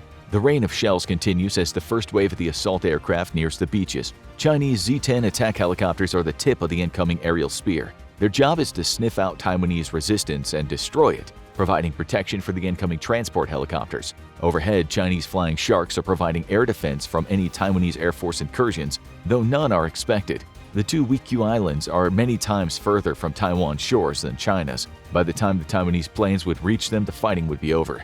From positions obscured by camouflage netting, a steady stream of tracers fires up into the sky and at the Chinese helicopters. The surviving XTR-102 guns have been hidden from Chinese visual and thermal recon by netting interwoven with materials designed to defeat infrared detection. Now the guns glow as hot as the sun as they send steady streams of cannon fire up to the attack helicopters. But it doesn't matter anymore. The time for deception is over. Two Z-10s are smashed out of the sky by the withering fire of the remotely operated weapons. Knowing they'll be outmatched by a superior Chinese force, Taiwan has looked to automation to shore up its defensive capabilities. The computer-controlled sentry guns have been given the freedom to pick their own targets and use a variety of sensors to lock on the attack helicopters. The other Z-10s peel away and go up to gain altitude as the pilots scan for the sources of incoming fire. Twisting down into a steep dive, the choppers unleash a barrage of cannon and rocket fire at the automated guns below. Two more Chinese choppers are shot out of the sky, but eventually the automated guns go silent.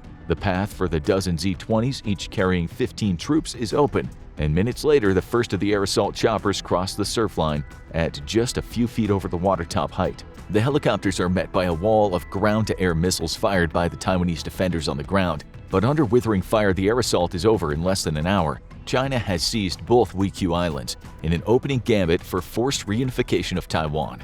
September 28, 1700 hours local, Washington, D.C. That son of a bitch is daring us. The American president scowled at the TV screen, currently tuned into network news and showing a pre-recorded speech by Xi Jinping, president for life of China. The Chinese president is declaring the start of reunification procedures with the breakaway province of Taiwan. He is purposefully ambiguous about the scope and methods of which China will use to reunify Taiwan, but has declared that in response to the launching of anti-ship missiles from the Weikyu Islands by Taiwanese forces, his military was forced to defend itself by seizing the islands and neutralizing the threat. It's a fait accompli attack, no different than the same type of attack NATO feared Russia would launch against one of its Baltic neighbors. That scenario, Russia was projected to take a small meaningless chunk of a Baltic nation and then immediately heavily fortify it, daring NATO to respond. If the alliance didn't invoke Article 5 immediately, then its credibility would be ruined, splintering the unifying principle of NATO. But would every member of NATO agree to World War III over some insignificant Lithuanian village? Taiwan enjoyed no such formal treaty. This was easier for China than it would have ever been for Russia. The US had been carefully preparing for a full-blown invasion of Taiwan ever since the buildup of naval forces around the strait at the start of the summer. But would the US go to war with the second most powerful nation on Earth over two islands with a total population of 400? The American president rubbed his temples vigorously. He picked up his direct line connecting him to the chairman of Joint Chiefs of Staff. The words he spoke into that phone would have repercussions for the entire planet. September 28th, 0645 hours local, Fleet Base West, Australia. The sleek Virginia-class submarine spun up to full power as the harbor tugs pulled away.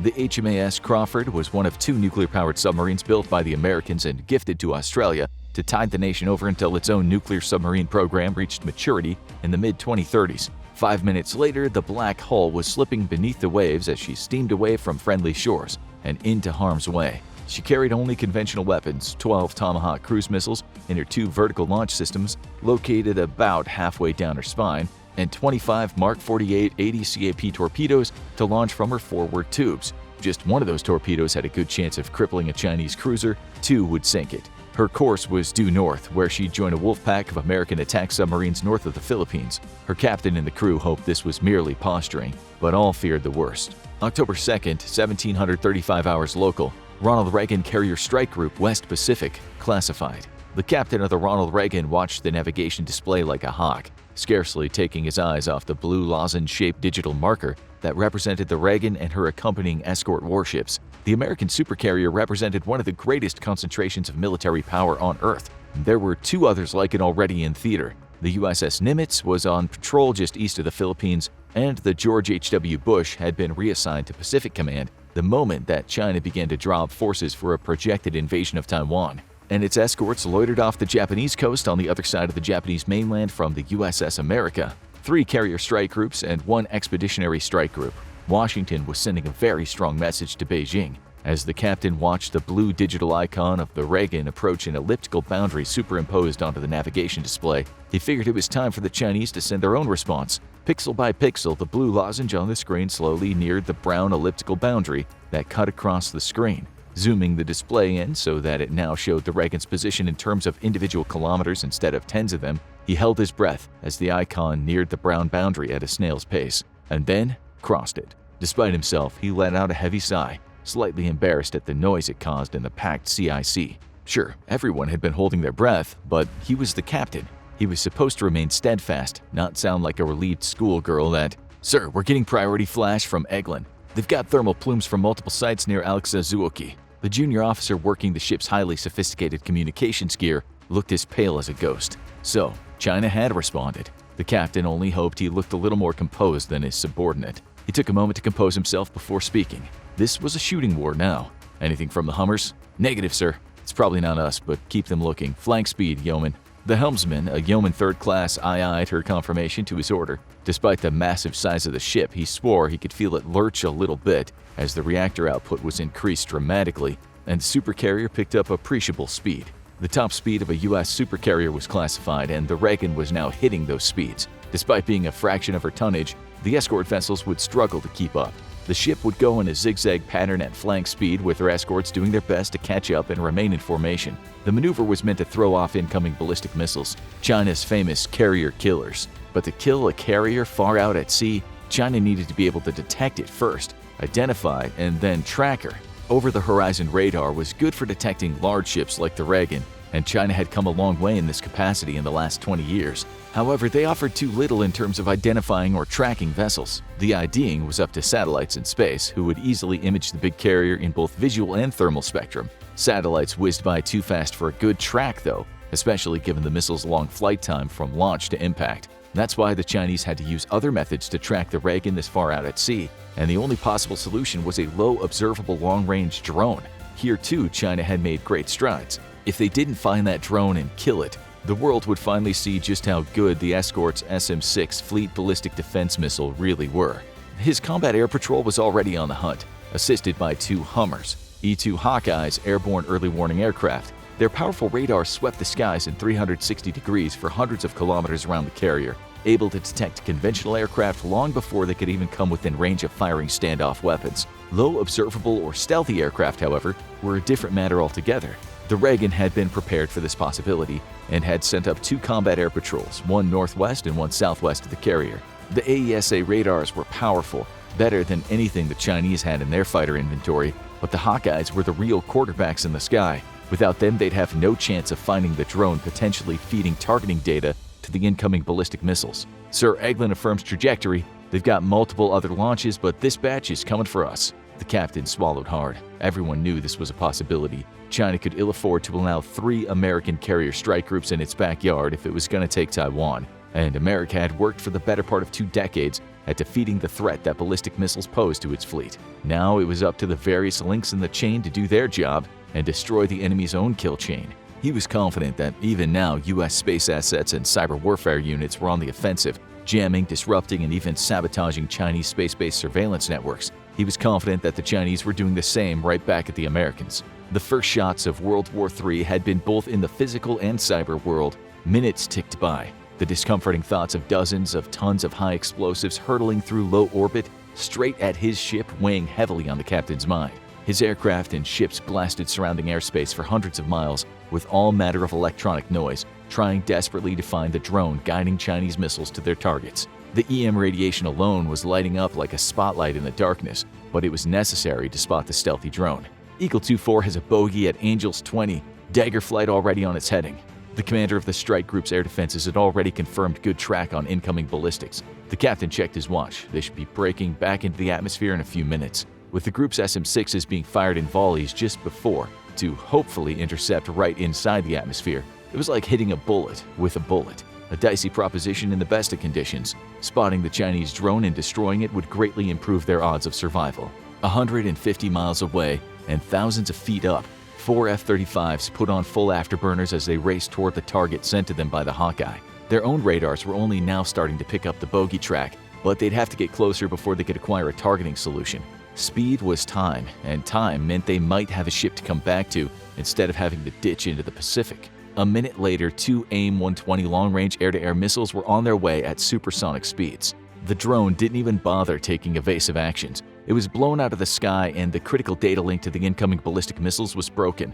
A few minutes later, the missiles that survived the storm of SM-6s coming up to greet them from below smashed harmlessly into the ocean, missing their targets by a dozen miles. But off the Filipino coast, the Nimitz strike group fared far worse. The shorter flight time meant that it was easier for China to track and target, and despite a vigorous showing from the group's SM-6s, 3 of her escort vessels were nearly broken in 2 by tons of high explosives falling out of orbit at hypersonic speeds. The Nimitz itself took a single hit aft of the flight deck, ripping the entire aft section apart and destroying 24 aircraft in the massive hangar below. The ship's propulsion was seriously damaged, and only one of her screws was operational as she was forced to limp south toward the safety of Australian waters. A Chinese diesel-electric sub would finish her off 2 days later, at the cost of its own life, from American ASW aircraft. The George H.W. Bush and the America both fared far better, enjoying the robust protection of both their own and American and Japanese shore-based ballistic missile defenses. The batteries of Patriot interceptors would have to choose to defend either the Japanese and American ships or inland airfields. They chose the latter, doing their best to shield the two navies from withering ballistic missile attack over the next 2 days. Airfields could be repaired, but there was no unsinking a supercarrier and her escorts. Arguably, they were much more useful in the war to come anyway, as it would take place almost solely in the air and in the water. By attacking the American and Japanese airfields, though, China committed Japan to the war. It had been a small gamble. Japan's entry into the First Sino-American War was a foregone conclusion. Japan didn't want China dominating the Western Pacific any more than the Americans or anyone else, really. South Korea had been spared, however, out of fears of dragging them into the conflict as well. In turn, China struck terms with South Korea. It would not attack the nation's military infrastructure as long as it forbade the Americans from using their forces there to launch attacks against China. Faced with the possibility of a Chinese bombardment and invasion from North Korea, South Korea struck a pragmatic if disappointing bargain. October 24th, 1101 local hours, joined British-American Expeditionary Force, Arabian Sea.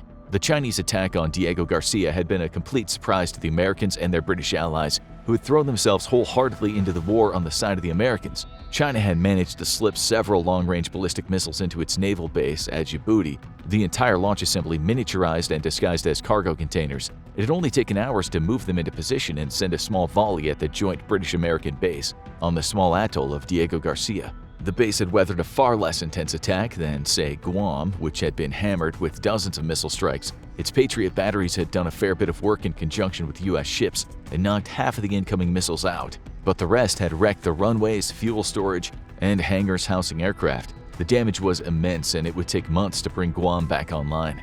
Diego Garcia would be fully operational in a fraction of the time, but for now, the runway used by Allied long-range strike and recon aircraft was not operational, and aircraft carriers were at a premium, badly needed closer to China's own shores. The attack had been part of an effort to disrupt U.S. and British operations in the Arabian Sea, and an attempt to dislodge the blockading force already on its way there. With their ships positioned at the mouth of the Gulf of Oman, China's badly needed oil supplies could be squeezed off. As the nation imported the majority of its oil via the sea, this put it in a seriously compromised situation. With current reserves, as well as oil being delivered from Russia, China could ration supplies of oil to its civilians, diverting most of it for combat operations. However, this would strangle the Chinese economy, while in return, China could do nothing to threaten U.S. and Allied trade. It was clear how the war would end then. In retaliation, American Special Forces, including a company of Rangers, had launched a raid on the Chinese base in Djibouti against the local government's wishes. Japanese self-defense Air Force craft flying from their own airbase in the country provided close air support in the brief but intense fighting. The base was now neutralized, and it was time to do the same with the People's Liberation Army Navy ships it was supporting. Originally, the Chinese plan to dislodge the American boot on their throat had been to launch a disruptive attack on Diego Garcia, followed by an attack on U.S. naval forces by both surface and undersea platforms. But of the half-dozen Chinese attack submarines secretly sent to make a transit to the area to join in on the attack, only one had made it through Allied lines. It had been a gamble, but Chinese subs were much noisier than American or European ones. To make matters worse for the Chinese, Britain wasn't the only European power throwing its weight behind the U.S. France, Germany, and Spain had all sent ships to the region over the summer and now joined the fight directly. Russia's attack on Ukraine had solidified the NATO alliance and filled it with terrible resolve. The NATO fleet steamed west toward the smaller Chinese fleet formerly based around Djibouti. The gamble had failed. Without attack submarines for support, there was little hope of Chinese victory here.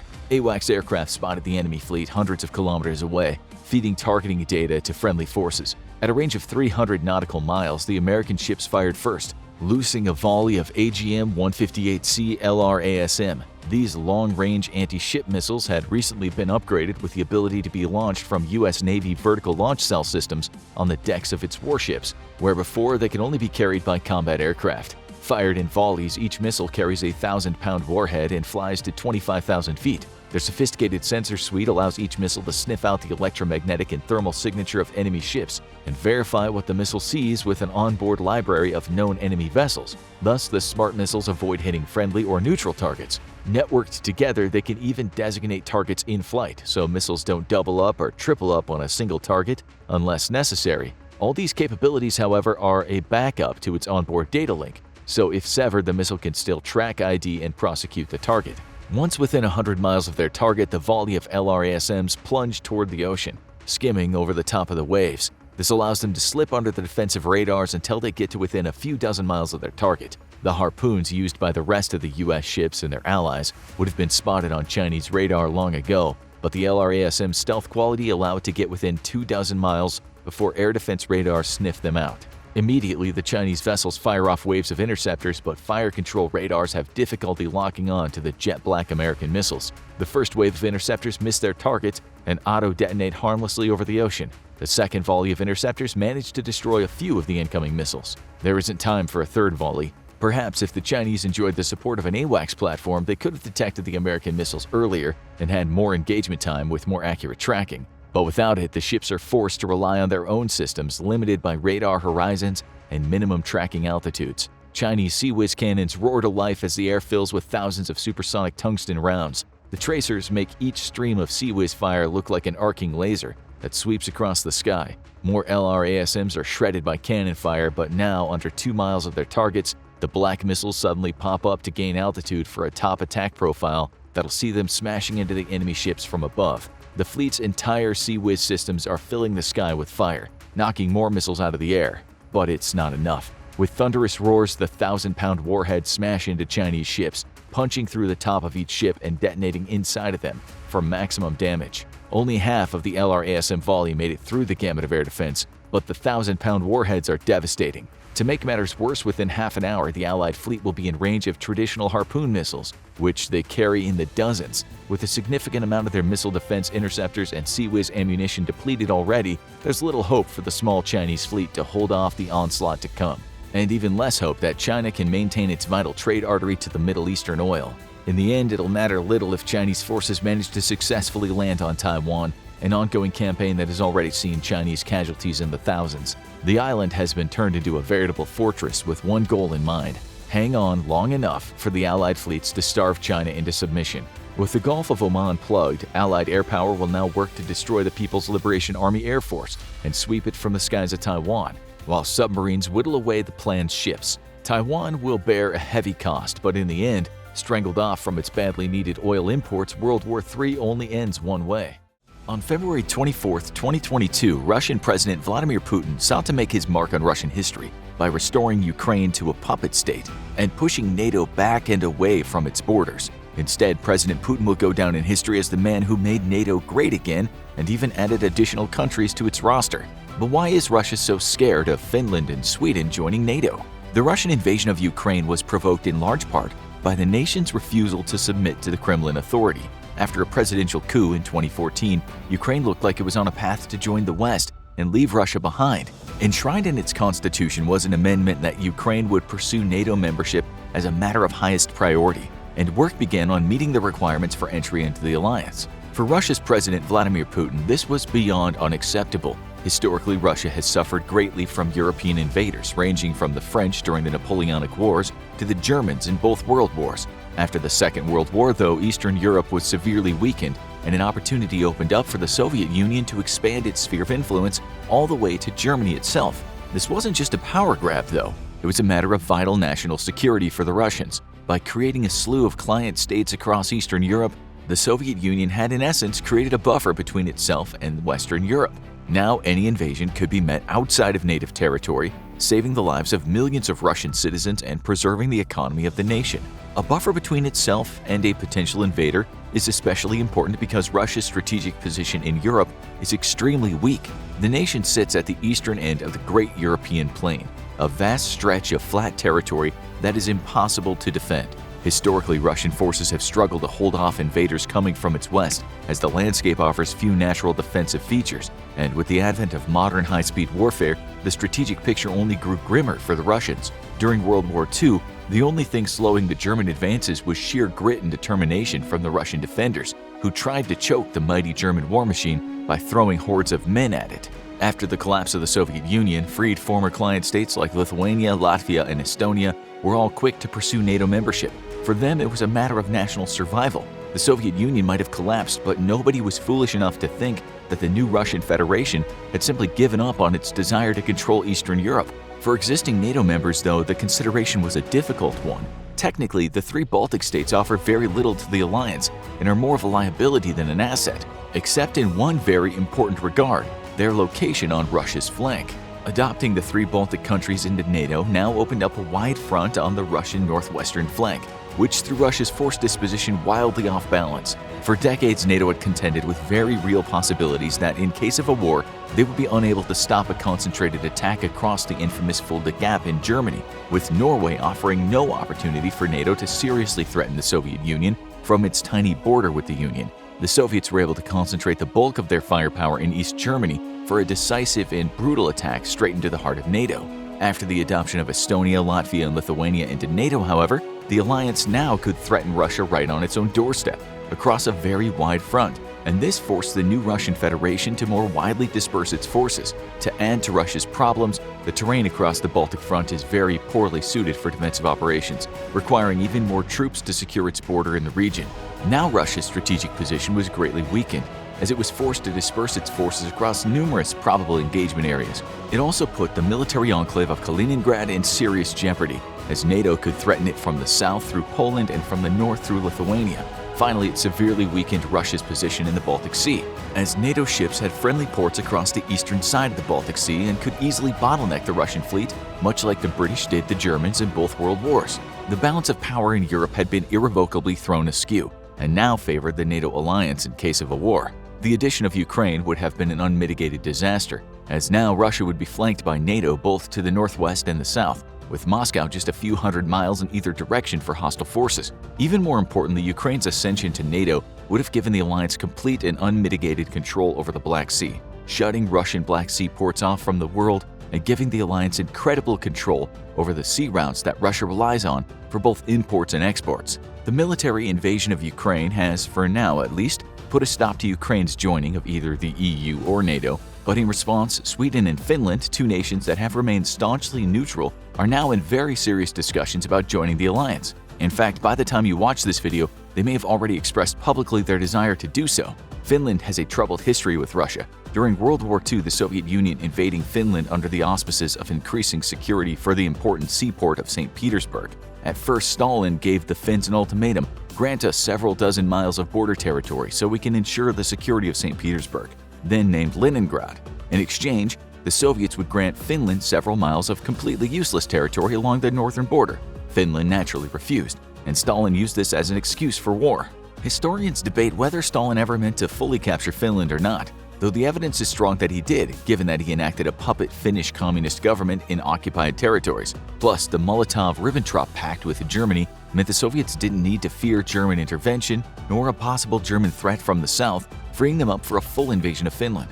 The capture of Finland would have granted them access to Finland's natural resources and allowed them to establish greater control over the Baltic Sea. However, Stalin's ambition would never come to pass, as Finland proved to be a lot tougher than the Soviets had thought. Finnish resistance fought a staunch defensive war in terrain that heavily favored it. However, it was largely the Soviet Union's own military that led to a ceasefire 3 months later, with meager territorial gains. Stalin had, in his paranoia, carried out large purges of the Red Army, eliminating many senior leaders whom he viewed as a threat to his rule. While this might have secured his political office, it left the Soviet army without experienced professional officers, replaced instead with politically indoctrinated and loyal stooges who cared more about ensuring political loyalty than actually discipline and training. The price to the Soviet Union was great in manpower and resources, though it did win approximately 9% of Finland's territory, more than originally asked for. However, its international standing was severely hurt, which in turn affected just how much aid it would later receive in its war against Germany. Perhaps more tragic of all for the Soviets, though, is the fact that the war proved to Hitler that the Soviet Union was a weak, ineffective power, a clumsy giant with a large military but not good at wielding it.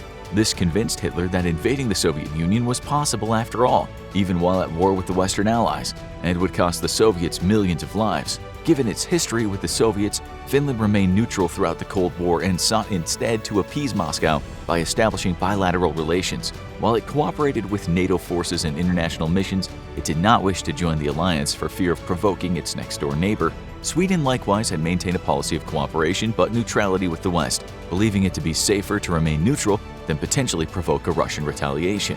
For 75 years, public opinion polls in both nations showed that the majority of citizens wished to remain neutral, and it isn't hard to see why. In case of war, their countries were right next door to Russia, while most of NATO was still far from the Russian border. The heaviest fighting of any war would be taking place on their soil. However, after February 24th, the security situation in Europe has been completely rewritten, and public opinion polls mirror that, with, for the first time in their history, a majority of Finnish and Swedish citizens wishing to join NATO. The invasion of Ukraine has proven to the two longtime neutral countries that if Russia doesn't like what's going on inside your borders, it's very likely to invite itself in and change matters how it sees fit. Now Finland and Sweden have a reason to fear that their neutrality is no longer a security guarantee, and any prior agreement with Russia is essentially worthless. After all, Ukraine had an agreement with Russia to preserve its independence in exchange for Cold War-era Soviet nuclear weapons left behind on its territory after the fall of the Union. For Russia, Sweden and Finland's accession to NATO would mean that it's essentially blocked from the Baltic Sea in case of hostilities. Now, NATO members would threaten Russian ships on all sides and allow NATO navies to operate right off of Russia's own shores by providing nearby replenishment and resupply. American aircraft carriers could, for instance, operate safely inside the Baltic Sea for the first time in history after a thorough sweep of the Russian Baltic Fleet by NATO ships. Having two or more American supercarriers parked right off its own shore is a nightmare scenario for Russia, as it would be for any country, and the accession of the two Nordic countries to NATO would make this possible. Finland and Sweden joining NATO also turns the entire Nordic peninsula into a NATO enclave, effectively hemming in the Russians on two sides. NATO air defense installations in Finland could seriously threaten deep parts of Russian territory, limiting the use of Russia's air forces in case of a war. It also places dozens of strategically important targets within striking range of NATO aircraft at the immediate onset of war, forcing Russia to more widely disperse its defensive forces and weakening them, while hampering its ability to launch offensive operations. Even more important, though, as Vladimir Putin sought to improve Russia's security situation against NATO, Finland's membership would mean that instead, Putin created an additional 800 miles of vulnerability thanks to Finland's shared border with Russia. This now places NATO forces less than 60 miles from St. Petersburg and with easy striking distance of additional Russian targets to the north. While Russia might have difficulty moving a few dozen miles into enemy territory to seize a major city, NATO's swift and agile military would have no similar difficulties, and Putin knows this, which is why he's so terrified of NATO gaining a significant presence so close to vulnerable Russian territory. It's unlikely Sweden and Finland will be deterred from joining NATO thanks to Russia's invasion of Ukraine. NATO itself has vowed to fast-track the two countries' memberships, largely thanks to the fact that both Sweden and Finland already fulfill most of the requirements for membership. NATO's 5 requirements for membership include: new members must uphold democratic values and enshrine protections for minority populations, embracing and tolerating diversity. New members must be making progress toward a market economy. This is a Cold War-era leftover, as potential new Eastern European members struggle to throw off the Soviet economic system forced on them. Military forces of new members must be under the firm control of civilian authorities. Military dictatorships need not apply. New members must respect the sovereignty of other nations and be good neighbors. Potential members must be working toward compatibility with NATO forces. This means that their military command structure, training, and equipment must meet strict standards to ensure that a new member is not a liability in time of war. Equipment used by a new member must also show some degree of interoperability with other NATO members to ease the burden of logistics. If 29 of the NATO members are using a specific caliber rifle, but a 30th is using a different caliber, it makes logistics for the 30th member much more difficult. NATO members must be able to share and use equipment in time of war. Sweden and Finland are both vibrant democracies with strong liberal values, unlike authoritarian Russia. Their militaries are both very well equipped and extremely proficient, easily meeting NATO training and operational standards. Membership into the alliance can be fast-tracked for both countries, seeing as they so easily fit the NATO mold already. However, there is a fear that Vladimir Putin will retaliate before both countries can formally join NATO and enjoy Article 5 protection of the alliance. He's already stated that there would be severe military and economic consequences if either nation sought out NATO membership. For this reason, NATO has already approved temporary commitment to protect both nations during the application process, which could still take months. This way, Russia cannot bully or intimidate Sweden or Finland as they contemplate this momentous decision, and the two nations are free to choose for themselves what path to take to national security. Given Russia's performance in Ukraine, it's highly unlikely that it will risk war against Finland and Sweden's completely modern militaries in order to prevent them from joining NATO. Right now, Russia can only afford to lose one war at a time, and even without NATO, both Finland and Sweden working together could make a Russian attack against them an extremely costly one that would see little political or territorial gain. Given that the terrain itself is far more suitable for defensive operations, it seems unlikely that Russia will seek to stop both countries' accession via military means. But it does not eliminate the threat of nuclear attack, a recourse many fear Putin is more than capable of turning to in the face of his military's ineptitude. Without NATO membership, Sweden and Finland are not covered under the American nuclear umbrella the way other nations are, and remain vulnerable to this final and most dramatic of intimidation tactics. Russia and NATO seem just one accident away from full-blown war. But if it went down, what would it look like, and who would come out on top? Day 1. In the opening day of hostilities, NATO warplanes are immediately put into effect. Planning for every contingency, including an outbreak of hostilities over the Ukraine war, has been accomplished ahead of time, and the response is as automatic as a reflex. Nations all over Europe immediately mobilize their militaries and call up their reserves, while the United States calls up its own reserves and National Guards. A naval task force consisting of US and European vessels immediately heads for the Baltic Sea. Attack submarines and ASW vessels head for picket positions across the Greenland-Iceland-UK gap. Their job will be to stop any attempts by the Russian Navy to break out into the Atlantic, where it could potentially threaten US transports, bringing over the bulk of America's firepower to Europe. Of special concern are Russia's submarines, which must not be allowed to break out into the Atlantic at any cost. A furious hunt for any Russian subs unaccounted for begins across the Atlantic and North Pacific. In Kaliningrad, both Russia and NATO exchange a furious flurry of ground-launched cruise and ballistic missiles at each other. NATO has the firepower advantage. Russian stocks have been severely depleted due to the war in Ukraine and the need to pull from special reserves held in case of exactly this scenario. Russia has robbed Peter to pay Paul, and now it's coming up short in long-range attack missiles meant to slow down NATO air operations by destroying runways and other critical infrastructure across Poland, eastern Germany, and the Czech Republic. These sites are well defended by modern air defense systems, though, and lacking the ability to saturate NATO defenses, Russia's strikes inflict only moderate damage, slowing but not stopping air operations.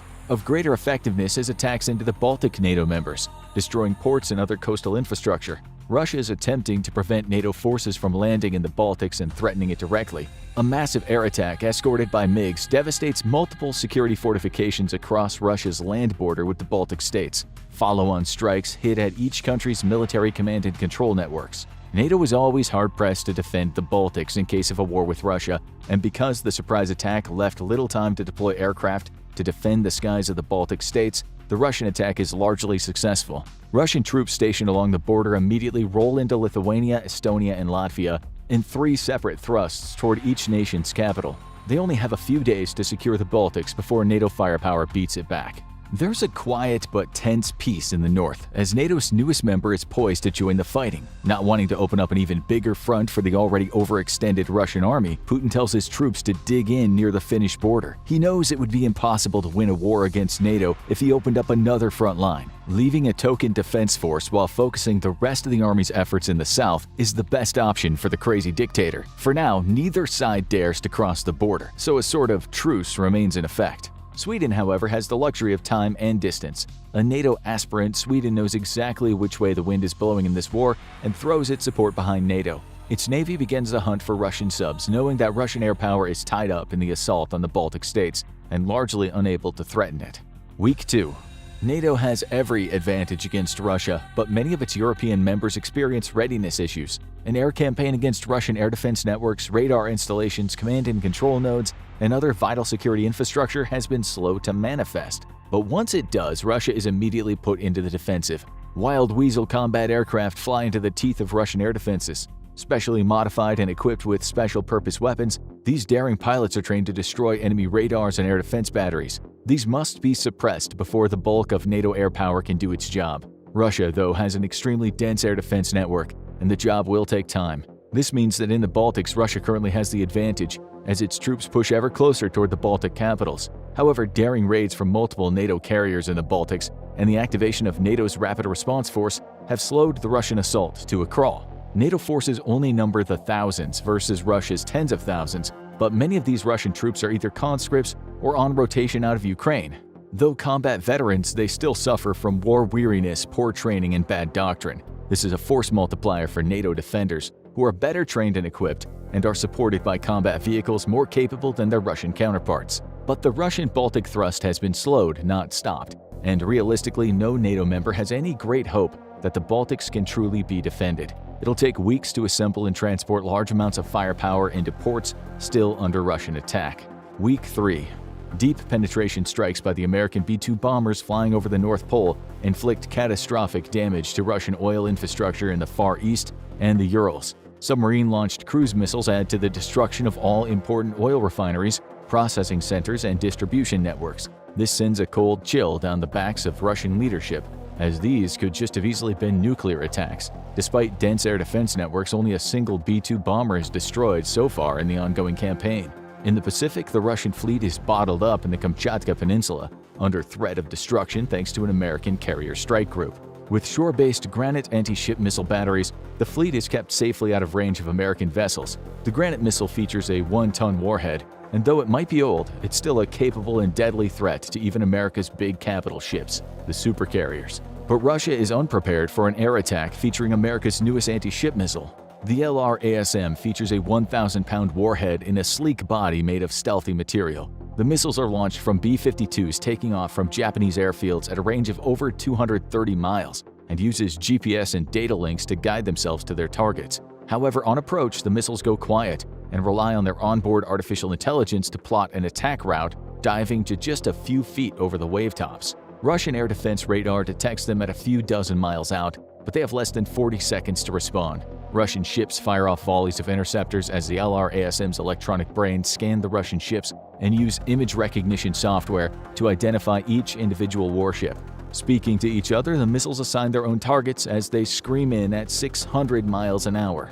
The volley of air defense missiles intercept multiple LRASMs, but many more punch through to hit their targets. The 1,000-pound warhead is on a delayed fuse, allowing it to penetrate into the hull of its target vessel before detonating to cause massive internal damage. Hundreds of sailors die. 6 of the 11 major surface vessels of the Pacific Fleet are destroyed. 2 more are seriously damaged.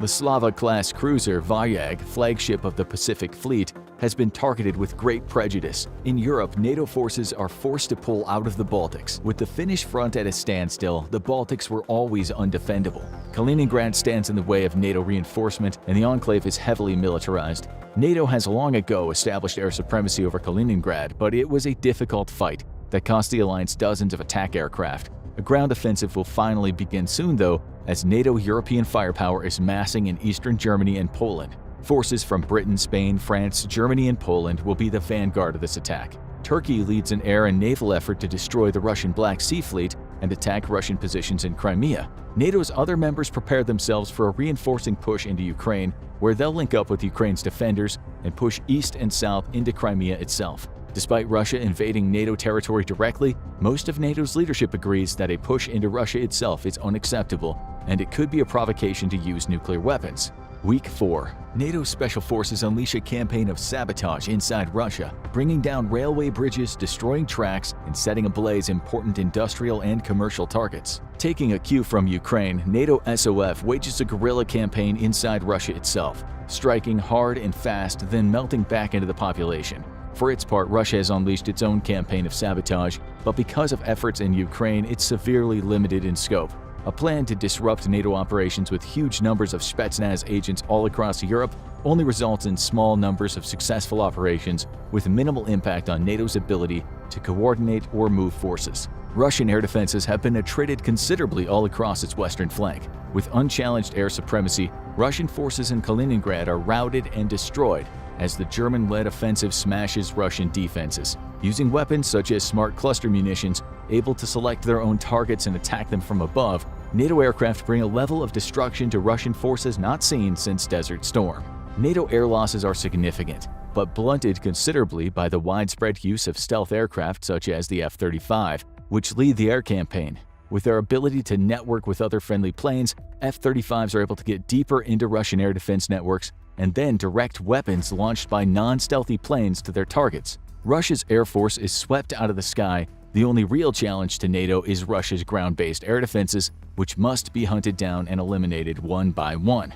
With the sheer numbers of them, though, the task is a slow one, in turn slowing down the ground campaign. In both arenas, though, NATO looks to be superior in terms of doctrine, tactics, and equipment. Russia's only hope is to hold NATO in Belarus and the southern Baltics. Week 6. Russian forces are increasingly spread thin across Ukraine and the Baltics. Losses in combat against NATO forces are significantly higher than against Ukrainian forces. Russia rushes masses of conscripts to man large defensive works, supported by hordes of artillery, exactly the tactic used so successfully in Ukraine. But unlike in Ukraine, Russia now faces the most technologically capable air forces in the world.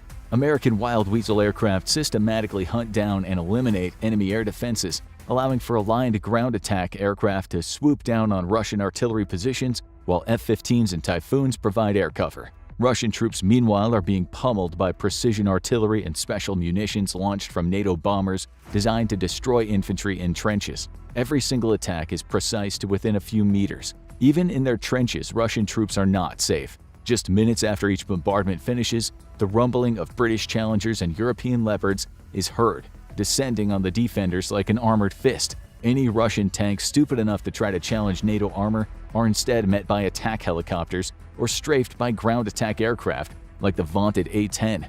Any that survive are easily destroyed by European tanks with far greater range, precision, and sensors. This is the combined arms warfare that Russia attempted and failed at in Ukraine. Week 8. NATO's biggest limitation is manpower. Despite being roundly defeated militarily when its forces meet NATO forces, Russia has been better prepared for war than NATO, and with more combat-ready ground forces. NATO has needed time to mobilize. Some nations like Germany needed time to sort out bad logistics, and the US has had to transport its firepower over to Europe. By the end of the second month of fighting, though, Russia faces the growing might of the US Army and Marines, which relieve weary European forces across much of the front. Unlike NATO, Russia can't rotate its troops out of combat, and every 2 weeks they're forced into combat with NATO troops that have had time to rest and recuperate. Under the intense pressure of Western combined arms warfare, Russian morale is quickly breaking. Much like in Desert Storm, Russian troops find themselves under attack from all domains simultaneously. NATO electronic warfare operations disrupt their ability to communicate, as deep strikes into their rear eliminate command bunkers and vehicles foolish enough to transmit orders to the troops at the front. Meanwhile, precision air and artillery attacks make it impossible for armored vehicles to operate on the front, and infantry working in conjunction with armor and attack helicopters continuously probe at defenses and immediately exploit any weaknesses. By comparison, with command networks disrupted or destroyed, Russian forces lack the personal initiative to make decisions on their own. Not that it would do much good if they did, as NATO's increasing air supremacy makes it perilous to mass forces for an attempt at an attack. Russia's only hope is to fight a continuous sequence of defensive battles, hoping to bleed NATO forces to the point that the squeamish Western public has had enough and gives up on the war. This is the one advantage Russia has over the West. Vladimir Putin has spent 2 decades preparing his people for an ideological war with the West. More to the point, though, the Russian people seem to be at their core extremely self-sacrificial and much better suited to bearing the incredible cost of this war's casualties than their Western counterparts. Russia will lose this war. It would have lost even if it had never invaded Ukraine, but after the failed invasion and decimation of its best forces in Ukraine, it has no chance of winning against NATO's might now. But if Western populations pull their support and grow squeamish about the mounting casualties, Russia has a chance to negotiate a favorable peace deal. NATO's forces are the finest in the world, but their populations might be unprepared for the costs of a real war. Russian forces are suffering their biggest defeats of the Ukraine war, and with victories in the east and Kyiv secured against Russian attack, Ukraine is once more pushing for fast-tracked membership into the NATO alliance. It doesn't stand alone either, as currently Poland, Romania, Slovakia, Czech Republic, Estonia, Latvia, Lithuania, Montenegro, and North Macedonia all back Ukraine's joining of the world's most powerful military and political alliance. But can Ukraine really join NATO? And what would happen if it does? Currently, Ukraine is still a significant way to go to join NATO. Under the Washington Treaty, any European country can join NATO as long as it expresses a desire to contribute to the security of the Euro-Atlantic area. However, it must also abide by certain military, political, and economic standards before it may join. The first of these prerequisites is the country must have a functioning democratic political system, which is based on a free market economy. This is a challenge for Ukraine as its elections have been rife with manipulation for years, as it struggles to throw off the yoke of Russian interference. Corruption is also a significant problem in the country, both due to incompetence, its status as maintaining a democracy, and the fact that a lot of the older generation still sympathizes with Russia. Before Ukraine could join NATO, it would have to tackle the problem of corruption and show the West that it's capable of holding open and fair elections, something it has made significant but not perfect progress on in the last 8 years since the oust of the former president in 2014. NATO aspirants must also show fair treatments to both racial and religious minorities. Here, Ukraine has made significant progress, though at the start of the war there were alarming reports of black students and other minorities not being allowed to board evacuation trains and buses ahead of whites fleeing the conflict. To join NATO, Ukraine would have to show that it's enacted significant legal protections for minorities and worked to mend this type of behavior. A third standard Ukraine must meet is a commitment to the peaceful resolution of conflicts. Ukraine easily qualifies here, as it did not seek out conflict with Russia. In fact, President Zelensky continued to press for a diplomatic solution even after the war started, and did not initiate mass mobilization until the invasion began. Next, a NATO aspirant must be willing and capable of making a military contribution to NATO operations. In the past, this might have been in doubt given Ukraine's former Soviet-style military, but Ukraine has shown that it has learned significantly from American instructors in the 8 years since Russia annexed Crimea. Now, Ukraine fields the best army inside of Ukraine and is handily defeating the Russian forces despite their overwhelming number superiority. The question of Ukraine's military value to NATO is now without question. Lastly, those who want to join NATO must be committed to a civilian-led government, where the military is subservient to civilian leadership. This rules out any military dictatorships, but as Ukraine builds the foundation of a strong future democracy, it's well on its way to meeting this criteria. But what if NATO were to hold a vote and Ukraine was unanimously voted into the alliance, despite its current problems? What would happen? First, there's a serious concern that Ukraine's war would by necessity become NATO's war.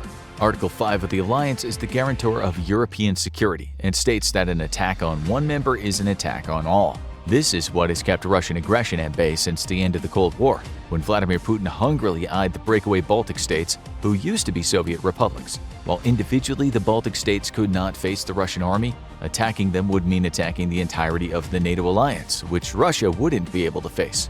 There is room to question whether the ongoing war is a real concern for triggering Article 5, though. NATO has never before accepted a member in the midst of a conflict, and technically speaking, Russia is not attacking Ukraine so much as it's already attacked the nation. There might be room for the alliance here to justify that the ongoing war does not meet the requirements for an Article 5 resolution, and thus Ukraine joining wouldn't put Europe into war against Russia. But if Article 5 were to not be invoked, it runs the risk of fundamentally weakening the alliance. The North Atlantic Treaty Organization is built upon the principle that every member of the alliance will immediately respond to even the most insignificant of aggression against the other member. If this is compromised, it tests the integrity of the alliance and would be of serious concern of those NATO members who sit right on Russia's doorstep. Lithuania, Estonia, and Latvia could all be swallowed up relatively fast by a Russian offensive, while mustering the forces to repel Russian troops would take some time and come at great expense. If the Baltic states question the integrity of Article 5, it might splinter the alliance in the future and achieve Putin's aims of dismantling the single obstacle to his plans of former Soviet glory. If Ukraine were to join NATO, it's likely the alliance wouldn't immediately declare war on Russia. Instead, it would provide arms, equipment, and supplies and intelligence to Ukraine, albeit on a much larger scale. In fact, this is probably what President Zelensky is hoping for. Putting NATO into an official proxy war state against Russia would make a big difference to the amount of support he receives for the ongoing conflict. But this might be largely unnecessary as Ukraine already receives a great deal of support from the alliance. Its conscripts are already being shipped out of the country, where they can train in the West in peace and safety, receiving expert training from NATO's most seasoned troops. Before returning home to fight, they're being equipped with the latest in NATO personal gear, putting the individual Ukrainian soldier in a far better position than his Russian counterpart. Ukraine joining NATO in the midst of a conflict does achieve one thing, justifying a rapid escalation by Vladimir Putin. In fact, Ukraine joining NATO would be a massive propaganda win for Putin as it would justify his invasion. Back when the war started, Putin sold his invasion to the Russian people as necessary to take down a Nazi regime headed by a Jew and to keep NATO from expanding yet again onto the Russian border. A Ukrainian membership into NATO would only show that he was right. Well, only about the NATO thing, not the ridiculous Nazi thing. As he spent decades whipping the Russian people up into an anti-NATO frenzy, Putin could sell this event as a critical threat to the integrity of Russia itself, garnering the public support he desperately needs for a full-fledged mobilization of the nation. Already, NATO is the boogeyman in most Russian minds. They're to blame for everything that goes wrong in their lives. Poor economic performance? NATO is manipulating the global economy against Russia. Poor Russian military performance? NATO is secretly fighting alongside Ukrainians. Drop your toast butter side down onto the ground? NATO. But suppose that Ukraine joined NATO and the alliance agreed to invoke Article 5. What would happen then? Firstly, NATO air forces would begin an immediate and extensive air campaign against Russian forces inside Ukraine. In response to Russian threats to use tactical nuclear weapons in Ukraine, American Secretary of Defense Lloyd Austin had a private conversation with Russian Minister of Defense Sergei Shoigu. Though the details of the conversation remain classified, it's widely believed that Austin warned Shoigu that the United States, along with NATO allies, would respond to a Russian nuclear attack with overwhelming air power attacks against Russian positions inside Ukraine. This should be enough to send a shiver down the spine of any Minister of Defense, as NATO air power is extremely formidable. Back in Desert Storm, NATO's air campaign handily dismantled one of the best air defense networks in the world, and then laid waste to Iraq's logistics, communications, and supply networks. When the ground offensive started, NATO warplanes brought some of the worst destruction to a country since the Second World War. What should worry Russia the most is that Iraq's air defenses were modeled on Soviet defenses, and Russia has not changed the doctrine very much since then. A NATO air campaign would first focus on eliminating Russia's ability to threaten the airspace inside Ukraine.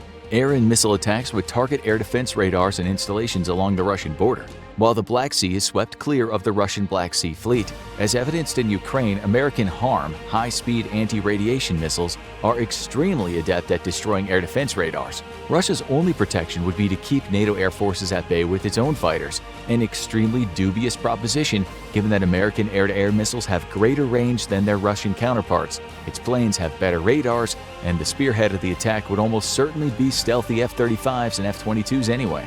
This leaves Russia with only one other option, using its S-300 and S-400 air defense units, but these require their radars to be turned on, which makes them a prime target for wild weasel attacks using HARM missiles.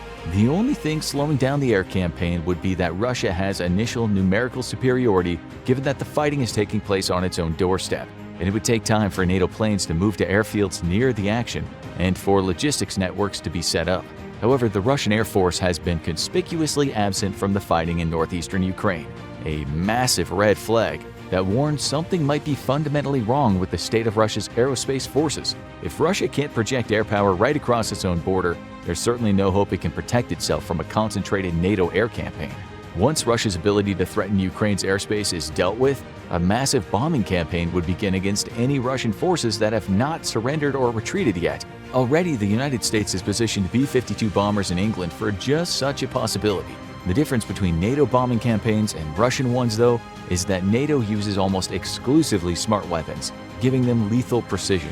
With nothing but short-range air defenses available to them, Russian ground forces would be decimated by an overwhelming air campaign and inevitably forced to retreat. The use of NATO air power alone would likely be enough to secure victory in Ukraine, with no need to commit ground forces other than the Ukrainian military already present. Russia has proven itself to be an ineffective, corrupt, and incompetent fighting force, marred by corruption that has hollowed it out from within. But this might actually make Russia more dangerous. As it always does, the use of NATO forces inside Ukraine inevitably runs into one single conclusion. Russia must use nuclear weapons if it hopes to avert a catastrophic defeat.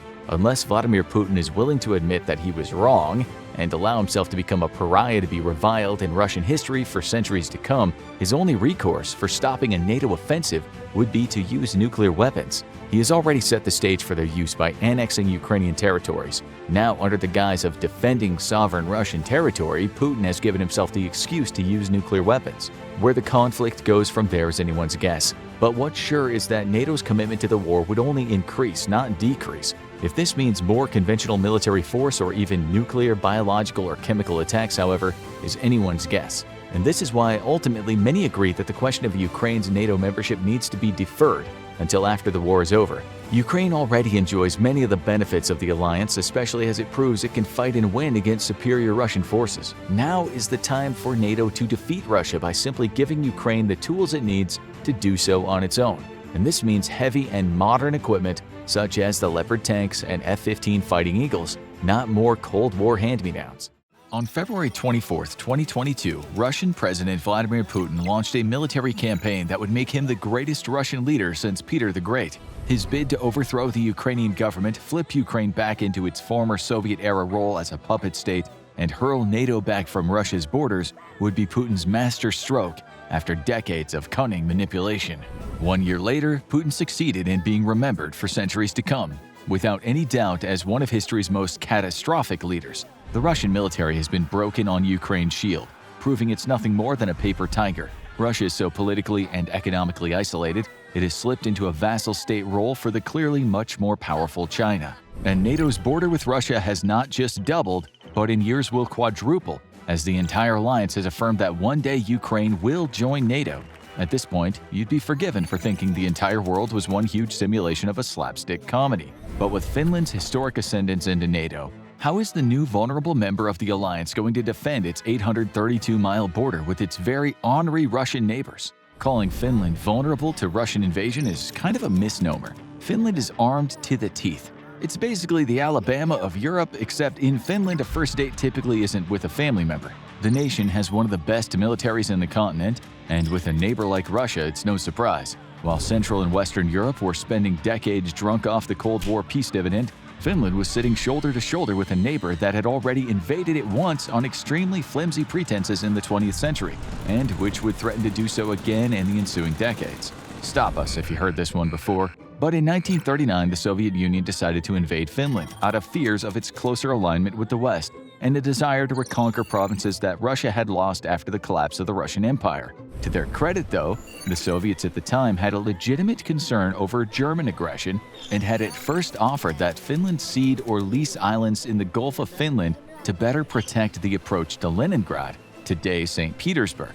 The Soviets also offered to trade territory along the border near Leningrad, which was only miles away, with territory further north, but the Finns refused, partly because the territory they'd receive in return was generally considered worthless, and because after witnessing Stalin's purges and forced collectivization, the general opinion of the Soviet Union amongst the Finns was very poor. After the signing of the Molotov-Ribbentrop Pact, which modern Russian schools either don't teach or deny as anti-Russian propaganda, the Soviet Union was emboldened to take what it wanted from Finland by force. When Latvia, Lithuania, and Estonia were all forced to accept an ultimatum at gunpoint, allowing Soviet forces to be stationed on their territory, Finland read the writing on the wall and was already quietly mobilizing its military. A Finnish delegation was summoned to Moscow, where the two sides discussed the exchange of territories along with their shared border in order to meet the Soviet Union's demands for safety buffer for the city of Leningrad. On November 29, 1939, though, the NKVD carried out a false flag operation and shelled their own border guard post, providing the Soviet Union with the excuse it needed to launch a war. Its goal was to capture large swaths of Finnish territory, replace the Finnish government with a pro-Moscow one, and strengthen its border security against the West by turning Finland into a buffer state. Again, stop us if you heard this one before. Before the war started, Soviet military command expected complete victory in just a few short weeks. While some Russian generals thought that more military planning was required, the general opinion was the war would be over so fast that Soviet troops were cautioned to make sure they didn't accidentally cross the border into Sweden. With far superior numbers, equipment, and a horde of tanks, the Soviet Union was poised to trounce much smaller Finland. Seriously, guys, stop us anytime if you've heard this story before. The Soviet Union would end up victorious, albeit at a staggering cost to itself. Modern estimates place total dead for the Soviets between 50,000 and 120,000, while the Russian State Military Archive has confirmed 167,000 killed or missing. Between 1,200 and 3,543 tanks were lost, with the Soviet Air Force losing 1,000 aircraft.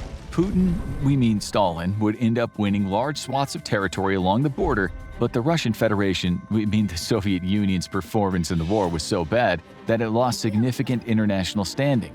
Hitler himself allegedly based his decision to invade the Soviet Union just a year and a half later on the Soviet Union's performance in Finland, convinced that the Soviet military was corrupt, poorly trained, and ineffectual. Russia's performance in Ukraine so closely mirrors the Soviet Union's performance in Finland that even today Hitler's probably considering invading modern Russia from beyond the grave. Finland in return lost 25,000 dead or missing, with about 43,000 wounded, 20 to 30 tanks destroyed, and 62 aircraft down. Finland and the Soviets would go back at it again in a continuation war as Germany invaded the Soviet Union, and after World War II, Finland would adopt a policy of military neutrality in order to not antagonize the Soviet Union into a fresh invasion. However, even after the fall of the Soviet Union, Finland never forgot who its neighbor was. While the rest of Europe was slashing defense budgets, Finland knew that its national survival rested on its ability to resist a renewed Russian invasion. In order to avoid antagonizing Russia, Finland has, along with BFF Sweden, held on to its Cold War neutrality. While Finland has been a longtime partner of NATO, the nation would not consider membership out of fear of the atomic hissy fit that Russia would inevitably throw. This was prudent policy, and while a significant number of Finns favored joining NATO, the majority opposed any move to join the alliance, believing that they could maintain the status quo with Russia indefinitely. Then, on February 24, 2022, Putin went full-on idiot, and public opinion on NATO completely changed. After all, if Russia was willing to launch a war to destroy itself against one neighbor, then why wouldn't it launch a war to destroy itself against Finland as well?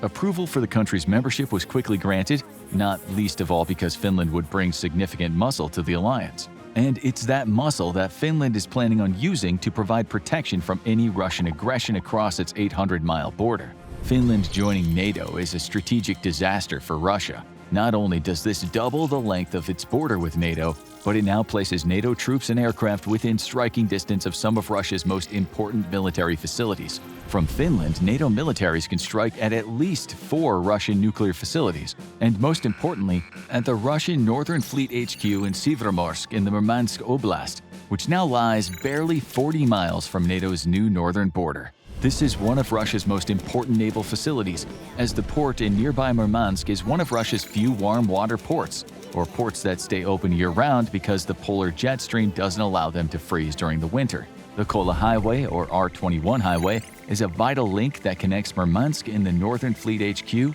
with the rest of Russia running down to St. Petersburg. This is the only major link Russia has with these critical naval and nuclear facilities, including an airfield for its strategic nuclear bombers. From Finland's border, the highway and the double rail link that runs alongside it is only between 20 and 50 miles away at various points, well within the reach of NATO artillery. After seeing the power and precision of HIMARS in Ukraine, Russia has big reasons to fear being hopelessly cut off from the entire strategically important Murmansk Oblast in case of war with NATO.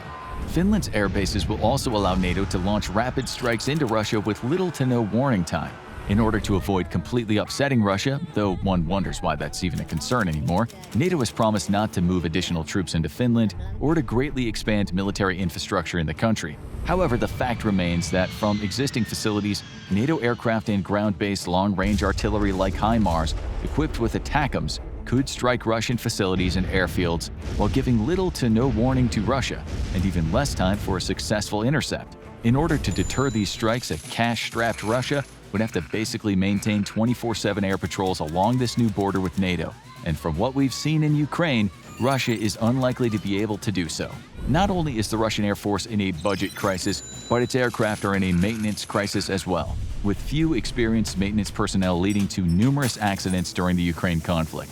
Russian maintenance and logistics are so bad already that crashed aircraft in Ukraine have been discovered with sensors either in stowed position or with pins and covers still attached, preventing them from being used.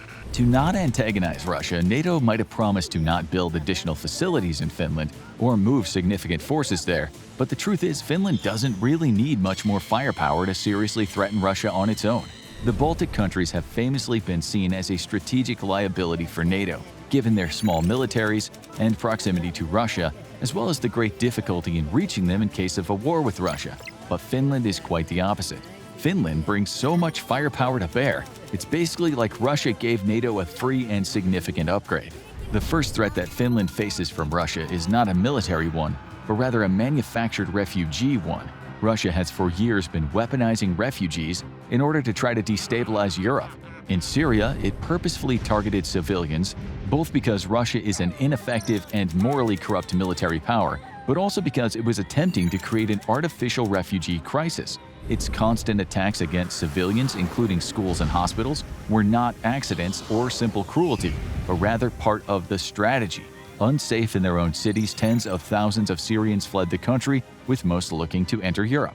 Recently, Belarus began to offer flights from Middle Eastern and African countries, along with the promise of tourist visas for migrants. Once they land, they are ushered to the border with Poland, where thousands have gathered. Many have snuck through with the goal of getting into the EU in order to build a better life for themselves. In response, Poland is still constructing a massive fence along its border with Belarus. Now there are fears that Russia will do the same with Finland, and Finland's already in the process of building a massive fence along its border with Russia as a cautionary measure. But the twist is that now thousands of Russians are also attempting to flee Russia in order to avoid conscription, and many are looking to neighboring Finland. If Russia's looking to get rowdy, though, Finland is more than capable of putting up a significant fight, long enough for NATO to respond and push the Russians back across the border without Finland losing significant ground. Unlike most other European countries, Finland saw a need to continue conscription even to the modern age. However, this was due to its neutrality and knowing that, much like Ukraine, in case of a Russian invasion, NATO was unlikely to get directly involved. Now that Finland has the protection of NATO, it is possible that the nation will relax its conscription or do away with it altogether, opting instead for a smaller professional military force that can be rapidly bolstered by NATO forces. Today, though, Finland still trains 21,000 conscripts every single year, who then rotate into its ready reserve of 280,000. Of this pool, 10,000 are called up annually for refresher training, and in case of war, Finland can relax its conscription standards and call upon as many as 900,000 military-age personnel with at least some military training from their past service. Its active-duty professional force consists of approximately 24,000 spread out across its Air Force, Army, and Navy. As of 2023, Finland has approximately 239 tanks, with 179 of them in ready status. Its tank forces consist of the German-made Leopard and are almost evenly split between the more modern 2A6 version and the still very capable 2A4 version.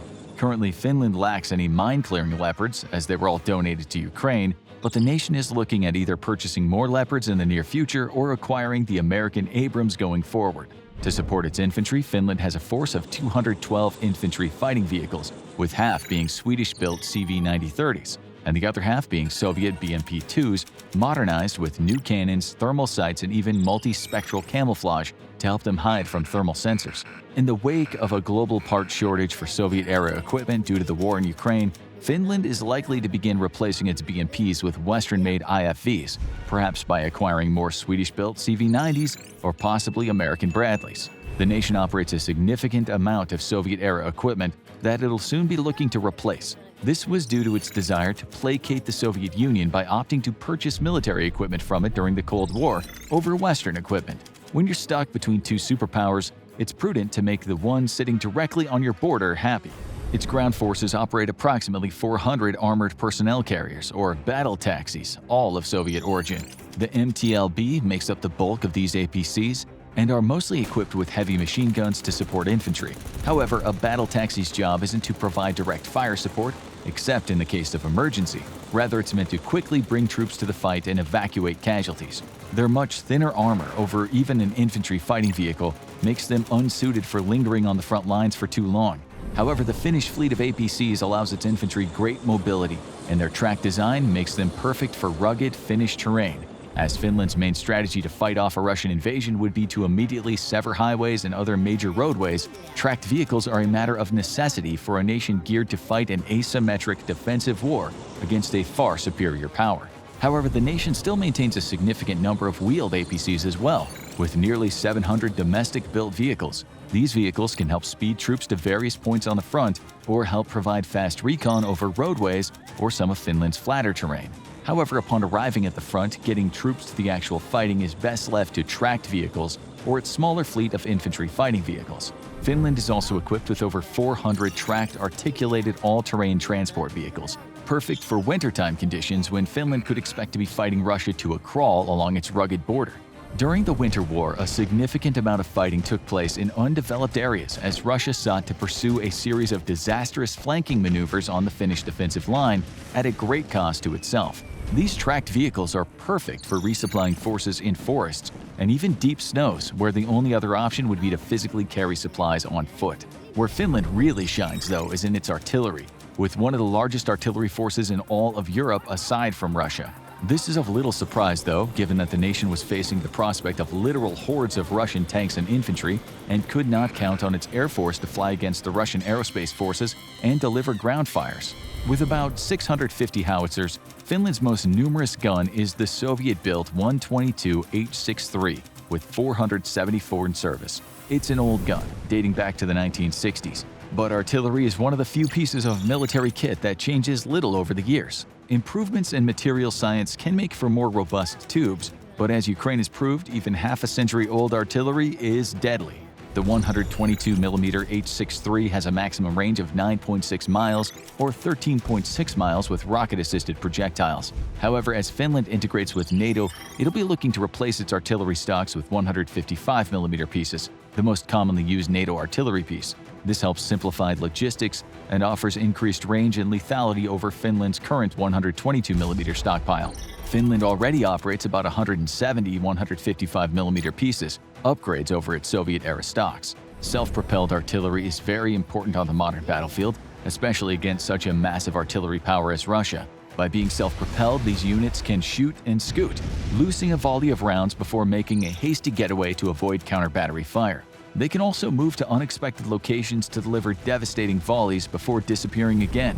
This is what made Ukraine's use of HIMARS so revolutionary, allowing the nation to quickly drive close to the front lines to deliver precision fire and then immediately get away before Russian forces can react. While Russia has claimed it has destroyed all the HIMARS batteries given to Ukraine at least twice over now, the US has confirmed that not a single one has been lost in combat yet. Finland, like most of the world, has its eyes on the HIMARS, but for now, the nation operates approximately 120 self-propelled artillery vehicles. Most of these are Soviet-era 122mm pieces, which Finland is even now replacing with 155mm vehicles developed by South Korea. South Korea is in the process of delivering a shipment of 48 used vehicles retired from its own military, and 10 have been ordered on top of the 48 expected to be delivered by 2024, with another 38 and yet another follow-up order.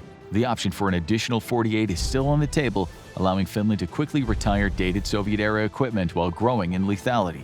Artillery is excellent for long-duration, sustained fire meant to destroy or suppress enemy positions, but rocket artillery combines lethality, precision, and speed, designed to overwhelm an enemy force and strike so quickly that soldiers and vehicles don't have time to disperse or get to cover. Rocket artillery is best used against concentrations of enemy forces. Finland only operates about 54 MLRS systems, but its 35 122 Rock M1s give it a high degree of mobility comparable to the US-made HIMARS, albeit with much smaller unguided rockets. It does, however, have a small stockpile of Israeli-made Akular rockets, though it's unknown if these are guided or unguided versions. Its US-made M270s only number at 29, with 12 for driver training, but come equipped with the infamous GM-LRS rockets, used by Ukrainian HIMARS, and AT-2 rockets designed to disperse large amounts of anti-tank mines. An order for 70 extended-range GM-LRSs was placed in February, just in time for the Russian invasion of Ukraine, but it's unknown if the order's been filled as of yet. Russian military doctrine states that its air cavalry must be ready to provide ground fire support for infantry within 15 minutes. This has proven to be a liability against a foe equipped with modern, long-range precision fire, as the war in Ukraine has shown. And the absolute disaster at Chernobyivka, which embarrassed the Russians to the point of becoming a Ukrainian meme, further cemented this failure into the history books. Here, Russian helicopters were shelled over half a dozen times, with the destruction of many helicopters that were simply replaced after each attack. But due to strict adherence to doctrine that states helicopters must be within 15 minutes of the front lines, the Russians simply kept repeating the mistake and fueling their own losses. Finland is fully aware of Russia's use of its helicopter fleet to support its infantry, and has invested in a large amount of short-range air defenses and man-portable systems such as the American Stinger. It has 36 wheeled short-range air defense vehicles, with each of its 16 ITO-05s complemented by 4 man-pad missiles to be used by the vehicle's crew. 8 batteries consisting of 24 NASAMS launchers protect Finland's capital region from air attack, but are mobile enough to be attached to brigade-level elements. A further 200 US-made Stingers are dispersed across its infantry, and soon Finland will field Israel's David Sling air defense batteries, which can intercept everything from planes to drones to tactical ballistic missiles. In the sky, Finland has a small but extremely capable air fleet, having replaced its air inventory in 1995 with American F-18 Super Hornets. Given Russia's difficulties in the skies of Ukraine, even this small fleet would pose a significant challenge to Russia, especially as the F-18 can be equipped with advanced American radars and missiles. Unlike Ukraine's MiG fleet, which requires workarounds that often significantly reduce the capabilities of donated weapons, such as the HARM missiles donated by the US to destroy Russian radars. An F-18 is more of a match for anything in the Russian arsenal today and is perfectly compatible with future American air-to-air missiles such as the AIM-260, which allow Finland to strike first against any Russian aircraft. However, by 2026, Finland plans on fielding a fleet of 64 F-35s, and if the F-18 is a match for anything Russia can put in the sky, the F-35 is basically punching down. Of significant concern to Russia is the prospect of having dozens of American-built stealth aircraft on its northern border, just miles away from some of the most important military sites. While F-35s are not invisible to radar, they are built to defeat targeting radar and significantly reduce engagement distances. With the long-range standoff weapon being developed in the US expected to be delivered well before its 2030 due date, F-35s prowling right outside Russia's borders could be armed with weapons capable of delivering either conventional or nuclear warheads to targets as far as 500 kilometers. The Finnish Navy currently operates only a token surface combat force of 8 missile boats and 2 mine layers. Its ascendance to the NATO alliance could open up options for acquiring larger combat vessels and even diesel submarines, but it's unlikely Finland will be interested in doing so. Given that its most immediate threat is a land invasion across its vast border with Russia, the Finnish defense budget is better served procuring land combat systems. The real victory for NATO, though, is access to Finland's coast, which effectively shuts Russia out of the Baltic Sea completely, turning any attempt to move ships out of St. Petersburg into a mad dash out of a firing gallery with anti-ship missile batteries stationed on both sides of the Gulf of Finland. With Sweden possibly joining NATO soon and access to Gotland, Russia's days in the Baltic are over. Finland is well suited to defend itself from a Russian invasion in the short term, with its military more than capable of slowing any Russian offensive to a crawl and buying enough time for a NATO rapid response force to enter the fight. Having prepared to fight Russia on its own for nearly a century, Finland is bringing a great deal of military expertise to the NATO alliance. However, Finland joining the alliance also gives NATO the ultimate high ground against Russia, and will act as a deterrent against any Russian aggression against very vulnerable Baltic states. Estonia, Latvia, and Lithuania no longer need to fear a fait accompli attack by Russia, as had been a major worry of Washington for 2 decades now. Finland joining NATO is the single greatest national security disaster for Russia in centuries, as Putin has managed to undo 200 years of careful Russian military and political maneuvering to ensure Finnish neutrality. With the invasion of Ukraine, Putin has managed to put Russia at its most vulnerable position in modern history, as NATO forces are now mere miles from some of Russia's most important military and commercial facilities. With easy access to the R-21 highway, NATO can now cleanly sever Russia from the bulk of the Northern Fleet and access to at least 4 nuclear deterrence facilities. Putin's dream of being remembered by history is at last complete, as he'll surely be remembered as one of the most foolish, disastrous Russian leaders in the nation's history. And that is a list with some tough competition. Let's say Russia wins the war in Ukraine, but rather than sit back and enjoy the victor's spoils, Vladimir Putin begins to systematically attack NATO targets across Europe and the rest of the globe. Worse still, NATO receives no support from its biggest and most powerful ally, the United States. A nightmare scenario or a terrifying reality? According to a report by IntelliNews citing the German newspaper Bild, such an attack could come as quickly as February or July of this year. And even though the Kremlin spokesperson Dmitry Peskov was quick to refute such claims, stating recently this newspaper has regularly stooped to publishing various fake news items and canards, many leading political commentators predict that Russia will attack NATO's eastern flank sooner rather than later. If accurate, this unprecedented show of aggression would herald a huge armed battle in Europe and likely precipitate World War III.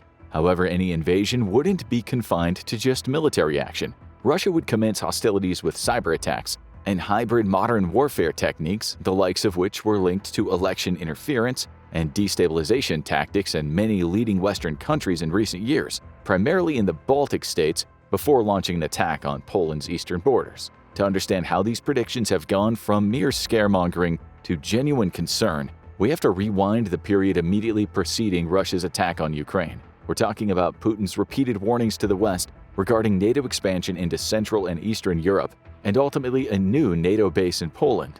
Let's not forget the NATO-Russia Founding Act of 1997, ostensibly prohibiting the U.S. from having permanent bases in the region. In a report from the New York Times, the case for invasion of Ukraine was outlined by Russia as follows. It's a fact that over the past 30 years, we have been patiently trying to come to an agreement with the leading NATO countries regarding the principles of equal and indivisible security in Europe. In response to our proposals, we invariably faced either cynical deception and lies or attempts at pressure and blackmail, while the North Atlantic Alliance continued to expand despite our protests and concerns. Has Putin got a legitimate reason to feel aggrieved? And is Russia's current stance somewhat justified? Not according to the U.S. They feel that Putin effectively nullified the act with his annexation of Crimea in 2014 and subsequent invasion of Ukraine 8 years later. To counter Russian aggression in Europe, U.S. President Joe Biden has endorsed any such measures. In a moment where Putin has shattered peace in Europe and attacked the very tenets of the rule-based order, the United States and our allies, we're stepping up. He feels the U.S. is in the midst of a fight between democracies and oligarchs. The figures speak for themselves. There are now around 100,000 U.S. troops temporarily deployed in Central and Eastern Europe, and while that might appear to be a small number compared to the 370,000 troops that were deployed in Europe in the late 1980s before the fall of the Berlin Wall, it still constitutes a significant force, one that has irked Moscow for years. But if that's the case and the U.S. is keen to further expand its European military presence, why can't NATO rely on the superpower's support, especially if Putin does the unthinkable and attacks their bases in the Baltic states and Poland? That question has many complex, multifaceted answers, but perhaps the biggest and most relevant of those imponderables is the upcoming U.S. presidential election. Despite a slew of increasingly complex legal problems in the U.S., it now looks likely that the controversial former President Donald Trump will secure the Republican nomination and take on Biden in the November election. If the current polls are to be believed, Trump holds a slim but perhaps significant 2% advantage over Biden, at least as of the making of this video. Should those predictions prove correct and Trump was re-elected, what would his stance be toward NATO and the involvement in any military conflict with Vladimir Putin, a leader he has previously expressed admiration toward? Paul Quirk, a political scientist at the University of British Columbia in Canada, summed up the nature of their relationship in the following terms for Newsweek magazine. Trump, as president, was extraordinarily and very suspiciously responsive to Putin and Russia and hostile toward NATO. NATO's vital importance for American interests makes Trump look bad. So it's no secret that Trump had a strained relationship with NATO during his presidency and pretty much any other organization that didn't 100% align with the America First policies that dominated his agenda, and is opening to cooperating with the Kremlin. In an article featured in The Atlantic in 2024, he was quoted as saying, "I don't give a bleep about NATO, and their conflicts are not worth American lives. Pulling back from Europe would save this country millions of dollars annually." Former National Security Advisor John Bolton puts Trump's stance toward NATO and the U.S.'s historical allies in the following chilling terms. The damage he did in his first term was reparable. The damage in the second term would be irreparable. So, a Trump re-election could well be the reason why alarm bells are ringing across Europe, and especially within NATO.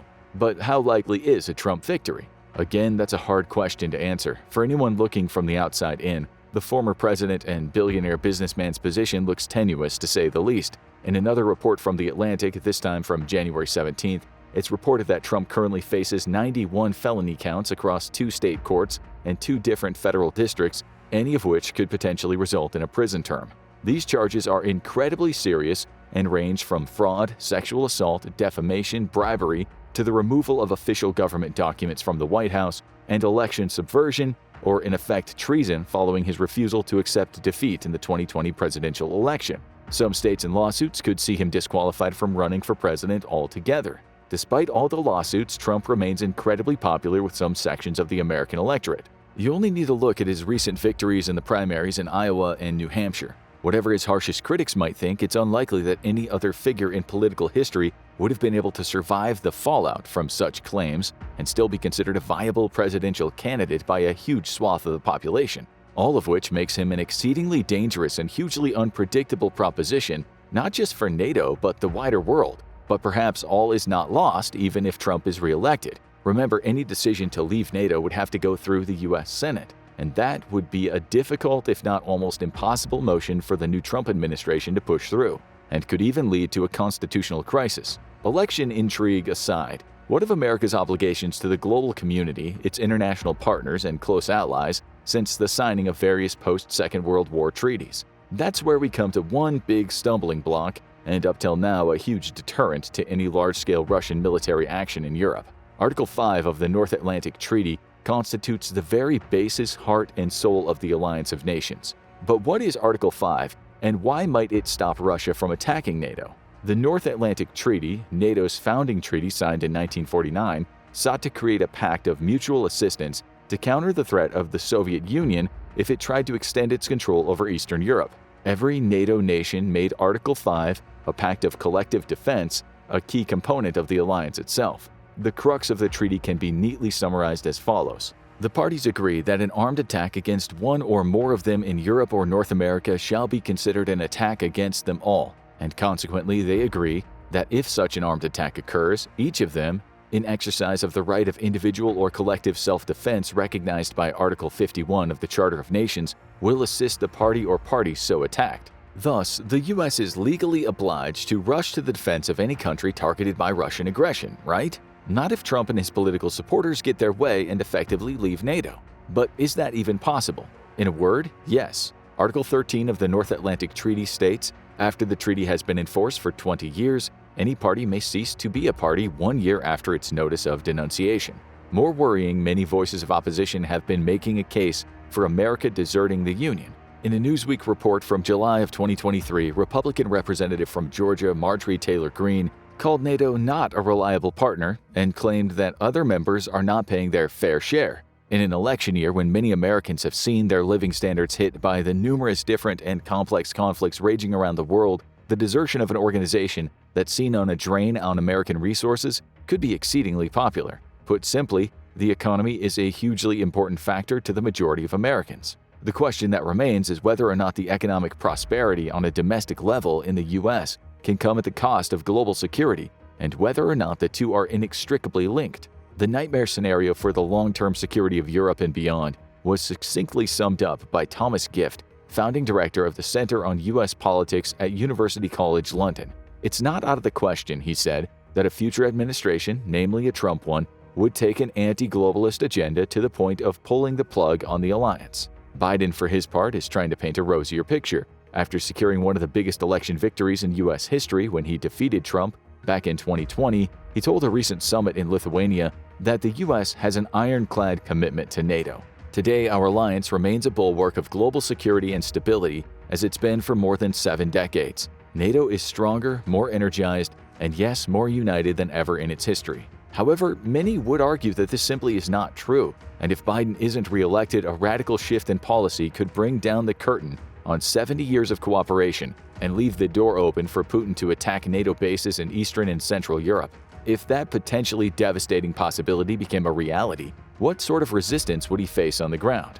For starters, one of the biggest, most modern and well-equipped armies in the world, Poland. In recent history, the Poles found themselves helplessly sandwiched between not just two of the most powerful warring nations on the continent, Nazi Germany under Adolf Hitler and Soviet Russia under Joseph Stalin, but the prevailing ideologies of capitalism and communism. Naturally, in the relatively peaceful post-Cold War years, Poland has systematically transformed itself into a military power in its own right. The country has taken steps to never again find itself helpless and open to invasion and occupation, and no one could blame them. But would Poland be able to withstand a full-blown Russian attack, the likes of which Ukraine has only been able to repel with significant help from the US and its other allies, especially when the US might well refuse to become involved in any conflict, whether directly or indirectly? Let's look at some facts and figures. According to a Euronews report from 2023, Poland has big plans in regard to strengthening and expanding its military. Over the next 10 years, Warsaw wants to recruit about 150,000 troops, bringing its army from the current 128,000 active personnel and 36,000 territorial defense troops to 300,000 soldiers. By way of comparison, the UK, a nation with a long and proud military tradition, had 142,560 personnel serving in the British Armed Forces in 2023. It's an indicator of not just how far Poland has come, but how seriously the country is taking its military defenses in an increasingly uncertain world. But what about hardware? Poland has purchased over 1,000 new tanks and 600 artillery pieces, mainly from South Korea and the US, all of which gives the country more firepower than the UK, France, Germany, and Italy combined. Those numbers would be unthinkable during the height of the Cold War, but they're a cold hard fact today, showing just how determinedly Poland would repel any Russian show of aggression. But it doesn't end there. They also boast 33 new M1 Abrams tanks as part of a €4.5 billion or $4.9 billion order of 250. Poland is also waiting the delivery of around 1,000 K2 Black Panther main battle tanks from South Korea, 10 of which are already in their growing arsenal. Toss 180 K2s to the mix, expected by 2025, and up to 820 additional tanks, and you get an even better idea of just what Poland currently brings to the table and what it'll be capable of in the short to medium term. When it comes to the country's emerging artillery capabilities, Poland spent €9.2 billion to purchase 468 HIMARS rocket launchers. They're a potentially battle-altering piece of equipment, the type used by Ukrainian forces against the Russians over the past 2 years. The Polish army must be so powerful that it does not have to fight due to its strength alone, said Prime Minister Mateusz Morawiecki in November of 2023. The ultimate aim of the current Polish government is to build the most powerful land forces in Europe. If Putin were to shift focus to NATO targets within Poland's borders, or even launch a full-blown invasion of the country itself, it would be safe to say that he would face even stiffer resistance than he has in Ukraine. Poland has not only sufficient troop numbers, but also the requisite military hardware to defend its territories against any proposed invasion. But would this even be enough to deter Putin from risking another giant roll of the geopolitical dice? To answer that question, we need to take a closer look at the current conflict in Ukraine. First and foremost, Russia has suffered major losses in the war that's already lasted far longer than Putin predicted at the onset of the invasion. A report from Reuters in December 2023 estimated that Russia has suffered losses to the tune of 315,000 dead or wounded troops. To provide an appropriate and awful historical context, in the brutal and bloody 9-year war in Afghanistan, Russia lost 14,500 troops. But there isn't only the human cost to calculate in any war. Russia's also suffered a huge loss in terms of military hardware. According to a Newsweek report from 2023, as the conflict approached its 600th day, Russian forces had lost 4,965 tanks, 9,385 armored personnel vehicles, and just under 7,000 artillery systems. Total Russian aircraft losses totaled 318, as well as more than 5,200 drones, 20 boats, and 1 submarine, infamously targeted by cruise missiles in September of that same year. Frederick Mertens, a strategic analyst with the Hague Center for Security Studies, made the following observation about the toll of the conflict on Russian forces. Destroying your enemy remains your first priority in battle, and Ukraine seems to have done far better than the Russians. All of which shows what a devastating impact the war in Ukraine has had on both Russian troop numbers and the Kremlin's coffers. As a result, would Russia be in a position to attack NATO targets or even invade the Baltic states and Poland anytime soon? Worryingly, Putin probably thinks so. Why? According to a report from Defense Post, Putin plans to seriously overhaul his military forces by 2026. But what does this expansion consist of exactly? And would it help to lead Russia to ultimate victory? If the rumblings coming out of the Kremlin are to be believed, this will mean a dramatic increase in troops, bringing numbers up to 1.5 million active personnel, as well as infrastructure, armament buildup, and structural reorganization. The Institute for the Study of War, ISW, sees this as a clear plan designed to build a significantly stronger Russian military quickly. However, the ISW did deliver a significant caveat to that claim, and this would significantly affect the country's capabilities of attacking NATO targets in the future. While Russia might be able to maintain the tempo of their localized offensive operations in eastern Ukraine in the near term, it is unclear if Russian forces would be able to conduct effective rotations in the long term or in the event of intensified Russian offensive efforts or a significant Ukrainian counteroffensive operation. But why would Russia want to build its military strength quickly? The obvious answer is to boost their flagging attempts to conclude the conflict in Ukraine. However, many would argue that Putin has always been playing the long game concerning any military expansion, and not just concerning the current war. For proof, take a look north. The Arctic region is considered a crucial geopolitical stronghold and the key to future world domination for any aspiring superpower. Since 2005, Putin has reopened and refurbished many military bases in the North Atlantic, to the point that Russia now has many more active facilities than NATO and the US combined. These sites are host to icebreakers, with which Russia hopes to open a lucrative trade route linking the North Atlantic to its strategic partners in Asia. Nuclear submarines, significant troop deployment, and missile tests, not to mention the untapped resources. All of this presents a whole new and worrying picture. But will that include Russian attacks on NATO? For many, talk of a Russian attack on NATO or invasion of any countries affiliated with the organization is premature, to say the least, but not completely out of the question. More conservative predictions suggest a Russian conflict with NATO forces won't take place for another 5 to 8 years at the earliest. Still, whatever the timelines involved, Europe and the rest of the world better prepare themselves for a war to end all wars. All of which brings us full circle. Undoubtedly, the global political situation is tense, fraught, and potentially as dangerous as it has been at any time since the end of the Cold War. In addition to the conflict in Ukraine and ongoing hostilities between Israel and Hamas, many other countries and political or militant groups are perpetrating aggressive acts against each other on a daily basis, from the Houthis to the Wagner Group all the way back to Hezbollah. Whether for territorial, geopolitical, or ideological reasons, you could argue with some justification that the world is teetering on the brink. One decisive push in a certain direction, and any number of wars could break out in any part of the globe at any given time. But what of the United States, the self-professed world police force, a country that's never backed away from intervening on a global level or balked from sending troops to every corner of the globe? If Trump finds himself back in the White House at the end of the year, will that significantly increase the risk of war breaking out between Russia and NATO? And perhaps more pertinently, how would NATO fare without arguably its most powerful and influential member, should the US choose to leave the organization? How much of Vladimir Putin's aggressive rhetoric should the global community take at face value? For many years, the Russian leader warned the West, and most directly NATO, against any military expansion plans in Central and Eastern Europe. It is the red line which we have spoken about on numerous occasions. They have crossed it. The result? Invasion of Ukraine and all that's come with it. At some point in 2024, the Russian premier is likely to have moved all of his chess pieces into place, meaning he'll be ready to strike. At that point, NATO has good reason to be worried, and with the war-weary Western powers struggling to justify continued military action and financial backing to the beleaguered Ukrainian nation, will anybody be able to stop Russia? But what do you think? Is a concerted Russian attack on NATO part of Vladimir Putin's long-term military strategy? Will NATO be able to rely on US support in the face of any aggression from the Kremlin?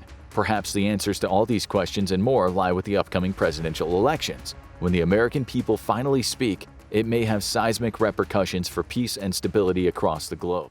In July 2023, US President Joe Biden sounded certain when he talked about Ukraine joining the NATO family. One day, he said, it would happen, but not yet. He wouldn't even give a timeline, much to the chagrin of the Ukrainian President Volodymyr Zelensky. But what if Mr. Biden's promise was made up of about 85% hot air? That's what some political pundits say. They say there's a reason for this absence of a timeline because it won't happen at all. Or at least they say it won't happen anytime soon. Whether Ukraine wins the war or not, there's too much at stake, they say.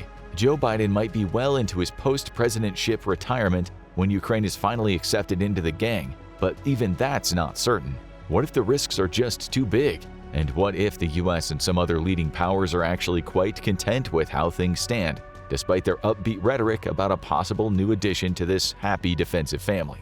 This is what we'll explore today. While some countries have been calling for Ukraine to join NATO through an expedited process, especially Eastern European ones, others are hesitant. After all, in the world of balance of power politics, every country is out for itself. Strategically, they must play their cards right. For some, Ukraine joining NATO improves their hand, but for others, not so much. If this sounds vague, you'll understand what this means soon.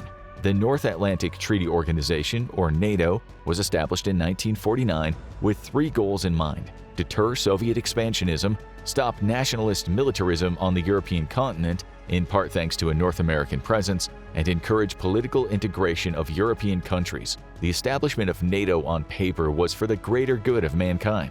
The first members were the US, UK, Belgium, Canada, Denmark, France, Ireland, Italy, Luxembourg, the Netherlands, Norway, and Portugal. What's important today is Article 5 of the treaty. It states that any attack on a NATO member in Europe or North America shall be considered an attack against them all. NATO can then take, quote, action as it deems necessary, including the use of armed force, to restore and maintain the security of the North Atlantic area. In short, NATO policy says, we've got your back. That's a promise, not a maybe. We should just add that NATO has its sights set on expanding to the Asia-Pacific region, so the treaty might have to be updated at some point. It would become evident in this show why NATO is opening its giant arms far from the North Atlantic. It's got something to do with the C word, the big C, and we don't mean cancer or bleep. NATO is not supposed to be an aggressive alliance, it's a defensive alliance, at least on paper. Paper that some NATO critics say isn't, as the expression goes, good enough to wipe your backside with. The so-called family has its fair share of skeptics, including Noam Chomsky, an outspoken critic of U.S. foreign policy over the years. He recently called NATO the most violent, aggressive alliance in the world, and when he said that, he was talking about Ukraine joining NATO. Chomsky cited NATO military activity in Serbia, Iraq, and Libya as examples of NATO aggression. He said you could hardly call NATO's military actions in those countries a matter of peacekeeping. We'll later discuss Chomsky's recent and controversial conversation with the famed political activist and whistleblower Daniel Ellsberg, a man who in that same conversation said the highly frictious words, "NATO is our Cosa Nostra," what the mafia call our thing. These comments from the two highly divisive scholars are important in relation to this video. Whether you resolutely support them or vehemently oppose them, we think their arguments about Ukraine and NATO are interesting. Another controversial character who has talked critically about NATO is the political scientist John Mearsheimer. He's what's called a political realist. Today's Ukraine won't join NATO video is mostly a realist argument, so it would be helpful for you to know something about political realism. Mearsheimer has written a lot about war, the balance of power in the world, and why countries do what countries do when trying to preserve or bolster their national security. Notably in his book, The Tragedy of Great Power Politics, in which he tries to show through his realist theories why great powers acted the way they did when wars broke out, or they started wars, or they covertly or overtly undermined or attacked another state. Mearsheimer has written that the USA will do whatever it takes to remain the world's sole superpower, whether that means starting wars, encouraging other countries to fight wars, standing back, or offering support while not sending in troops. In relation to this, in 2015, he predicted the West is leading Ukraine down the primrose path, and the end result is that Ukraine is going to get wrecked. Mearsheimer's military theory is like a real-life game of Risk. Countries will do anything to maintain their power in the realist's might is right world. He's an offensive realist, not a defensive realist, which means he holds a skeptical view and frankly depressing view that means countries assume other countries have the worst intentions. That's why they're stuck in an endless cycle of aggression. It's also why Mearsheimer doesn't believe in China's so-called peaceful rise as a great power, just as many in higher echelons of the US government don't. Offensive realists believe countries will actively pursue security through domination and hegemony, whereas defensive realists say countries will act more reserved while trying to maintain their security. Good or bad doesn't often come into it, despite the rhetoric often heard in the media or from politicians' mouths. Example, as a supposed bastion of liberal democracy in the world during the Cold War, the US helped overthrow democratically elected leaders around the globe to replace them with tyrants who committed terrifying human rights abuses and in some cases mass slaughter of civilians. Just recently, a US politician said, "If we abandon Ukraine to the dark forces of autocracy, we will pay a price." The US has abandoned plenty of countries to dark autocracies in the past in the name of protecting its power. This is important in regard to today's rather skeptical video. Mearsheimer might still argue that the US is the best country in the world to have as the sole superpower. It's not pretty, great power politics, it never was. Heavy is the head that wears the crown. The US wears the crown, but not through being nice. Bear this in mind as we go through the upcoming arguments. We'll often speak about China in this show, even though China isn't actively or overtly involved in the Ukrainian war. China, says Mearsheimer, is heading in the direction of war with the US. Like the US, it wants to preserve its power through domination and hegemony. China wants the crown, and it too will go to any lengths to get it, at least according to the offensive realist theory. Weakness, realists say, can lead to other countries taking advantage of you, like the UK, US, France, Russia, and Japan did when China was weak, and it endured what is now referred to as the century of humiliation. China got the poop kicked out of it, and it took a long time until it got back on its feet. Let this serve as an example of what can happen when a country's military is weak. Mearsheimer believes that China is seeking to become the regional hegemon in Asia, which the US certainly doesn't want. Therefore, the US might be drawn into conflicts when trying to protect its Asian allies. In short, Mearsheimer says, an intense security competition with considerable potential for war will take place between the US and China. This show is about Ukraine joining NATO, but China matters. It matters a lot. Mearsheimer made himself vastly unpopular with a large part of the American populace when at the start of the Ukraine war, he believed Russia's invasion on the United States and its European allies, stating Putin was in the wrong, but that the US and its allies had pushed Russia too far. What did he mean by that? As you know, NATO was not disbanded when its main threat and main reason for its existence, the Soviet Union, no longer existed. When Soviet leader Mikhail Gorbachev was dismantling the Soviet Union, he sought assurances that NATO would not expand eastward. He wanted security measures in place for Russia. He believed the expansion of NATO would directly threaten Russia, while the West thought Russia would still pose a possible threat in Europe. In fact, Gorbachev wanted Russia to join NATO in 1990, telling U.S. Secretary of State James Baker, "You say that NATO is not directed against us, that it is simply a security structure that is adapting to new realities. Therefore, we propose to join NATO." Declassified British files show how Russia's next president Boris Yeltsin also proposed it, according to a statement made by the British Defense Secretary Malcolm Rifkind. George Robertson, who was the former British Defense Secretary who led NATO between 1999 and 2003, said Putin in his early days also wanted to join NATO. Robertson said a combination between him and Putin went like this: Putin, when are you going to invite us to join NATO?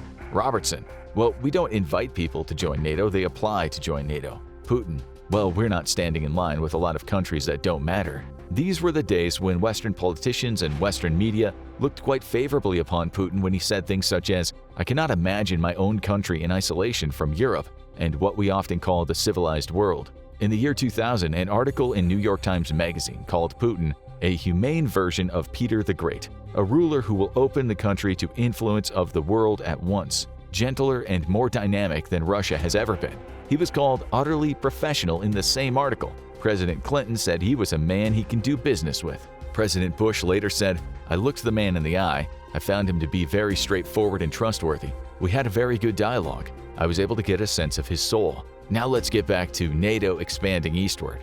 Jack Matlock, who was the U.S. ambassador to Moscow from 1987 to the fall of the Soviet Union, said that categorical assurances were made that NATO wouldn't expand to the east. Declassified documents found in the National Security Archive at George Washington University show U.S., Soviet, German, British, and French diplomats had all talked about the expansion of NATO in the eastward direction, stating that Poland, Hungary, and the Czech Republics joining NATO should be off the table. NATO expansion, they said, would be perceived as aggression that could lead to bloody conflict between the two largest nuclear powers. In March 1991, British Prime Minister John Major made the assurance while visiting Moscow that nothing of the sort will happen.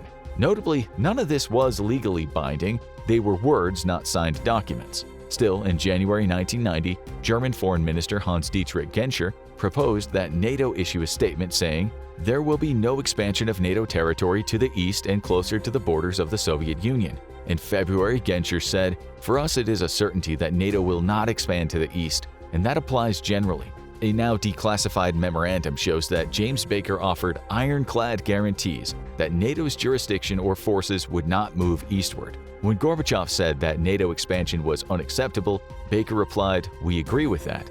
Baker again said it is important for the Soviet Union and other European countries to have guarantees that if the United States maintains its presence in Germany within the framework of NATO, there will be no extension of NATO's jurisdiction or military presence by a single inch in the eastern direction. But were they talking about east as in East Germany, not the whole of Europe? That's still debated, but many politicians and security analysts over the years and in the US and the rest of the West have warned about NATO expansion eastward. It's not a secret. The Guardian wrote in 2022, "It has long been clear that NATO expansion would lead to tragedy. We are now paying the price for the US's arrogance." Joe Biden's CIA Director William J. Burns warned about such provocation many times, saying it would turn out very badly. In 2008, when he was then the American ambassador to Moscow, he wrote to Secretary of State Condoleezza Rice saying, "Ukrainian entry into NATO is the brightest of all red lines for the Russian elite, not just Putin. I have yet to find anyone who views Ukraine in NATO as anything other than a direct challenge to Russian interests. He added, "Russia will respond. Russian-Ukrainian relations will go into a deep freeze. It will create fertile soil for Russian meddling in Crimea and eastern Ukraine." In a meeting with Putin, Burns was told Ukraine in NATO would be a hostile act toward Russia. "We would do all in our power to prevent it." Earlier in 1997, 50 well-known foreign policy experts signed an open letter to President Bill Clinton saying something similar. "We believe that the current US-led effort to expand NATO is a policy error of historic proportions that will unsettle European stability." There may not have been a formal agreement not to expand NATO, but was expansion the right idea? The controversial people whose arguments we're talking about today say no, it wasn't, just as Burns said. Interestingly, Salon in 2023 said Burns should use his considerable expertise in Russian affairs to help negotiate an end to this brutal and unwinnable war. The writer then asked, would that make him a Putin apologist or a candidate for the Nobel Peace Prize? As you'll later see, Americans are divided about the Ukraine war and Ukraine joining NATO, much because of the things you'll hear in this video. Of course, NATO did expand eastward. It expanded a lot through its open door policy, but so far not as far as Ukraine. On March 12, 1999, Poland, Hungary, and the Czech Republic joined NATO. On March 29, 2004, NATO welcomed Bulgaria, Estonia, Latvia, Lithuania, Romania, Slovakia, and Slovenia. Albania and Croatia joined in 2009, Montenegro in 2017, Macedonia joined in 2020, Finland was the last sign-up in 2023, Sweden will be next. Let's now go back to April 2008 at the NATO summit in Bucharest, when NATO issued a statement saying Ukraine and Georgia would also soon become part of the NATO family. According to Mr. Mearsheimer, Russia saw this as an existential threat. Remember, Mearsheimer's way of thinking is related to his theory of great power politics, in which countries act offensively to weaken others. For Russia, NATO expansion and turning Ukraine into a pro-American liberal democracy was a direct threat to the existence of Russia. If Ukraine joining NATO is an existential threat to Russia, then what we might have on the table is two of the world's most powerful nuclear powers one day going to war. Remember, under Article 5, the US would have to support Ukraine militarily if it were invaded. And if being in NATO really is a threat to Russia's existence, then what would Russia do if this became a reality? That's the big question. We'll come back to it soon.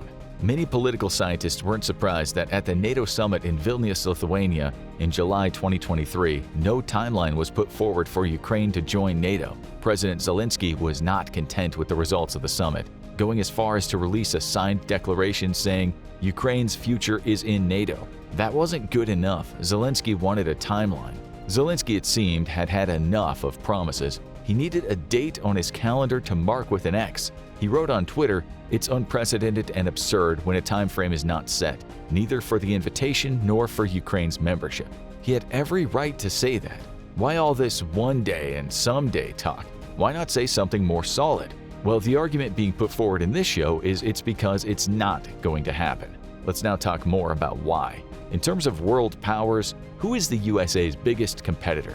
It's certainly not Russia, not even close. It's China. In realist logic, the US should be preparing for a war with China, so it doesn't want to put itself in a position where a direct war with Russia becomes a possibility. Recently, we've seen the mountain of resources it takes to fight a modern land war in Ukraine. Even if things didn't get nuclear with a possible US-Russian war, does the US want to expend so much of its money, resources, and soldiers in a European war when China is militarily growing in size, becoming bigger and bigger of a threat? If Ukraine were in NATO, the US would have no choice but to help Ukraine. All of this would only help China. In a game of Risk, what would you do if you were playing as the US and you wanted to remain the world's only superpower? Would you expend so much of your resources in Europe as China bolsters its military? Would you gamble a nuclear war with Russia, a country that may believe its very survival is at risk? Ukraine could even win the war, and it still wouldn't get into NATO, not for the foreseeable future, at least according to the theories posited in the show today. Even if it was the case, it's unlikely that the war in Ukraine will be over soon and Ukraine will walk away victorious. We have no evidence that tells us that that's going to happen in the next few months. In November, 5 months after Ukraine's counteroffensive began, the country had only advanced about 17 kilometers. Ukraine's commander-in-chief, General Valery Zaluzhny, said, "Just like in the First World War, we have reached the level of technology that puts us into a stalemate. There will most likely be no deep and beautiful breakthrough." Ukraine has made some impressive gains throughout the war, much in part because of support from other nations, notably the $100 billion or so from the US. Perhaps with more weapons, Ukraine could break the stalemate, especially as Russia might have lost in the region of 315,000 troops. Russia is piling money into its arms industry, employing more and more people in its factories, but it's losing men and equipment at a staggering rate. The US has been able to watch from a distance as Russia becomes weaker and weaker. There's been growing criticism regarding the money being pumped into Ukraine, and there has been a change in how Americans support the war because of it. Still, maybe the US's objective has now been met, to substantially weaken Russia. If this was really the objective all along, as many people are now saying, what would be the point of inviting Ukraine into NATO? Think about that in realist terms. From a US, UK, French, or German perspective, do they really want to risk the possibility of all-out war breaking out in Europe, one that could also become nuclear? What would Russia, on its last legs facing an existential threat, do? This is a country with the largest nuclear arsenal on the planet. Even if for some reason it just conceded the war in Ukraine, which it won't, it would still have its nuclear arsenal to fall back on. The continent would still be under a serious threat. That's why, back in the day, both former French President Nicolas Sarkozy and former German Chancellor Angela Merkel aired the criticism of George W. Bush's plan to bring Ukraine into the NATO family. Merkel said Russia would see it as a declaration of war. Russia still sees it as a declaration of war. In 2023, Vladimir Putin called Ukraine in NATO a mortal threat to Russia. Here's part of his speech. During the years that followed the breakup of the Soviet Union, the West never stopped trying to set the post-Soviet states on fire, and most importantly finish off Russia as the largest surviving portion of the historical reaches of our state. He said the West, namely the US, wants one thing: Russia's strategic defeat. He added, "What does this mean to us? This means they plan to finish us once and for all." You might not agree with this, of course, and like any politician, Putin is a master of rhetoric and a major producer of propaganda. But is he right about the West wanting to weaken his nation to the point of catastrophic failure? According to Mearsheimer, Putin's goal is not to take over Ukraine, but to do enough damage and have enough territory in the east of the country to turn Ukraine into a rump state, a shadow of itself which will render it less of a threat to Russia, but importantly make it so it wouldn't be able to qualify for NATO membership. A chaotic bust-up state will not get into NATO. Putin is thinking this, according to Mearsheimer. We can't stress enough that Mr. Mearsheimer's words are very contentious, but it seems like his theory has gained a bit of traction. Many Western military and political experts have talked about the red lines that can't be crossed, which will set off catastrophic events humanity won't easily recover from. Ukraine joining NATO seems to be one of those lines. Now back to Noam Chomsky and the 2023 interview he shared with the Pentagon Papers publisher Daniel Ellsberg, in which Chomsky said he believes we might be sleepwalking toward a nuclear apocalypse. He said in that interview, the Ukraine war has been regularly described as a proxy war between Russia and the United States over Ukrainian bodies. It's getting harder and harder to pretend that that's not what's happening. He believes that if no side can back down, if there's no diplomatic solution, we could head towards species extinction. Ellsberg said the same, that with Ukraine in NATO, the US would have to join the war. A war, he said, which could mean a nuclear winter on the horizon and the world as we know it ending. He explained, "I would say every person in the world has a stake in preventing that from happening. And that means persuading the US to continue what Biden is saying so far at least, not to send F-16s and American fighters of various kinds into the war to threaten Putin and to trigger him, possibly to carry out these threats, which I think should be recognized by everyone in the world as monstrous, insane, immoral." Ellsberg reminded us of the words of George F. Kennan, once ambassador to the Soviet Union, sometimes called the architect of post-World War II U.S. strategy of Soviet containment. In 1996, in an article Kennan wrote for the New York Times, he said, "Expanding NATO would be the most fateful error of American policy in the entire post-Cold War era." He thought it was very similar to an invasion, or at least that's how it would be perceived. He also said, "I think the Russians will gradually react quite adversely, and it will affect their policies.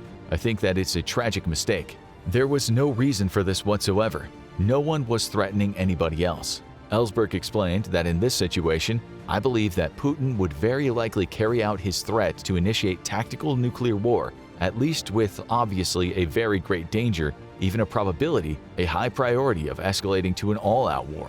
Ellsberg added, that a land war between the US and Russia would not end in a stalemate like other US wars. It would not peter out like Afghanistan or end with something like what happened in Vietnam. He thinks this would be the war to end all wars. He said, "I would like to see individual members of NATO in Europe recognize now, for the first time, they are looking down the barrel of nuclear first-use threats." He believes that prior to the invasion, Putin had asked for signed assurances that Ukraine would not join NATO, referring to a meeting Putin and Zelensky had in Istanbul when the then Israeli Prime Minister Naftali Bennett had acted as a mediator.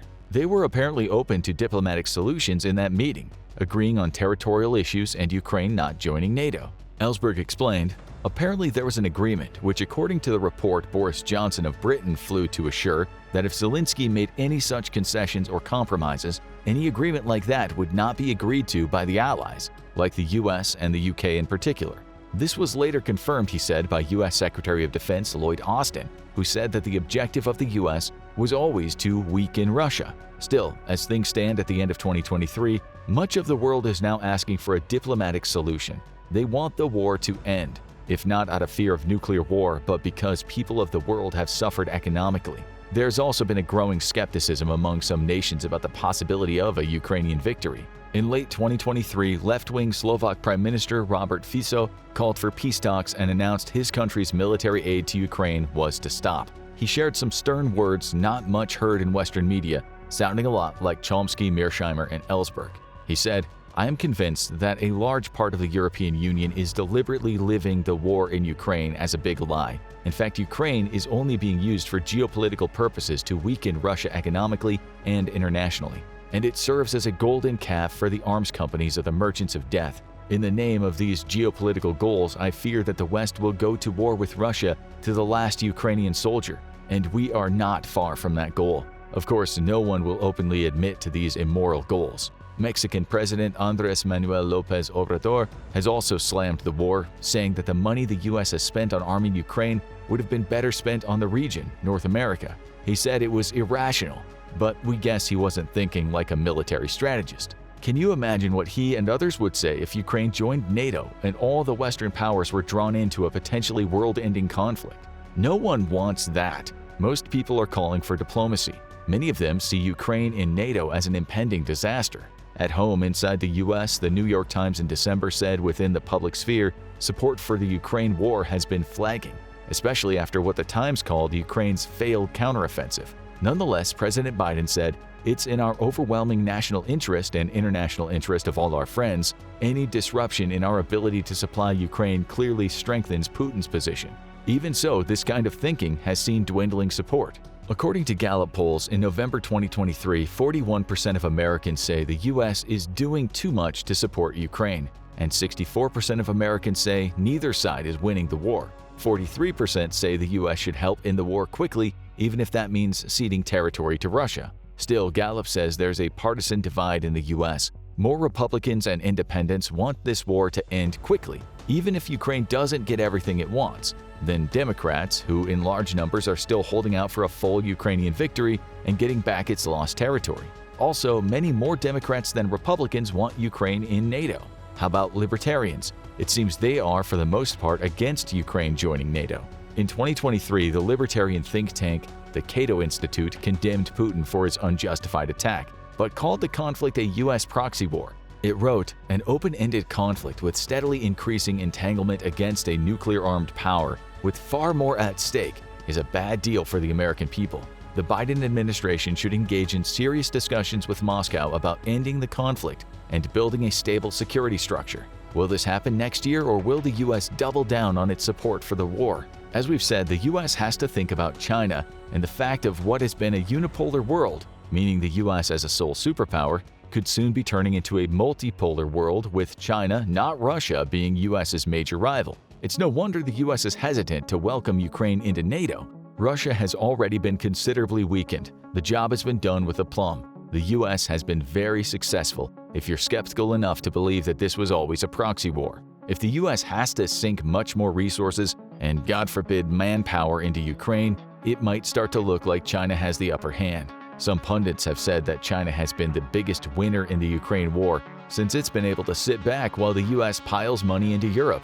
Ukraine in NATO would at the very least mean piling a lot more money into Europe. However, if Ukraine doesn't join NATO and the US doesn't go to war in Europe, then the US will come out of this in a strong position. Chomsky in another interview called Russia's invasion an act of brutal stupidity and said the invasion was an immense gift to the United States. He said it cost a fraction of the colossal US military budget and has degraded a serious military competitor. He called the war a bargain for the US. On top of that, the invasion, he said, became a pretext for NATO to not only exist but expand. More and more critics like Chomsky have come out over the years as anti-NATO, with some calling it a tool of American imperialism. If that is true, Russia's invasion might have helped the imperialists. But there is the question, if the US has already succeeded, why is it still talking about Ukraine in NATO?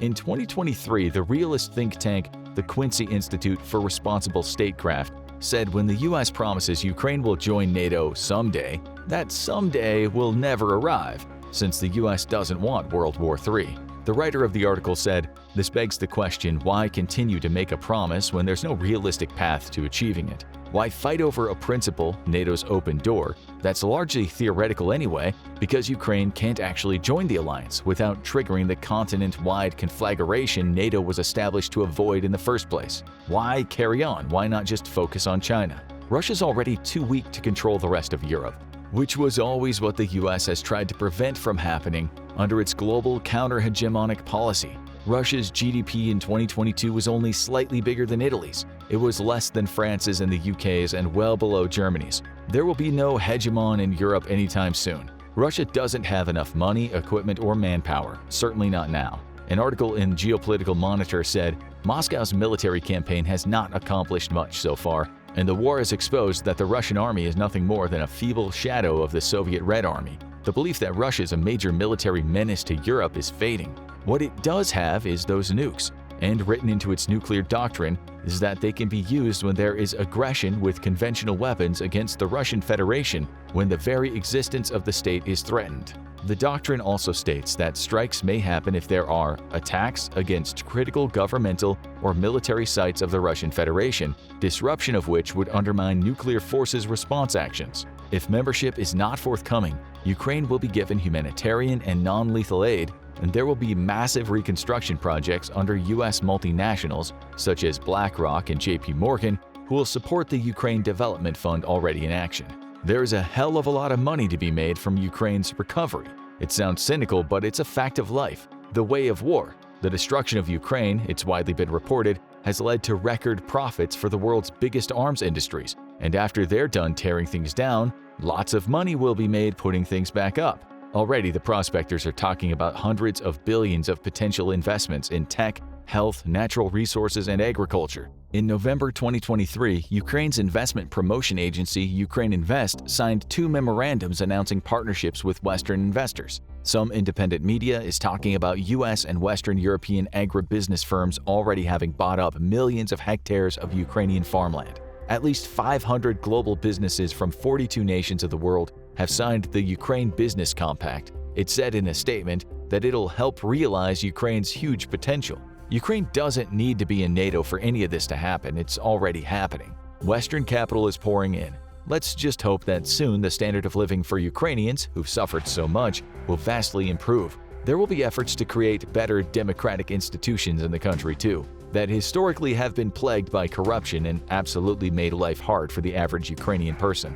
With that, and a much improved military, Ukraine may become a better-looking nation, but that certainly doesn't mean that every single NATO member, as is needed, will sign the dotted line for Ukraine to join the NATO club. Importantly, as French President Emmanuel Macron called for, Ukraine will get compelling security assurances from the West. Macron won't be signing any dotted line anytime soon. He said in a speech that Ukraine will get the security assurances that goes with full-fledged membership to NATO, but he added such membership isn't accessible today. For the first time since the beginning of Putin's war against Ukraine, Russia seems to be winning. Yes, Ukraine continues to enjoy victories along the way. It's recaptured about half of the territory Russia took and managed to leave Putin feeling embarrassed in the geopolitical sphere.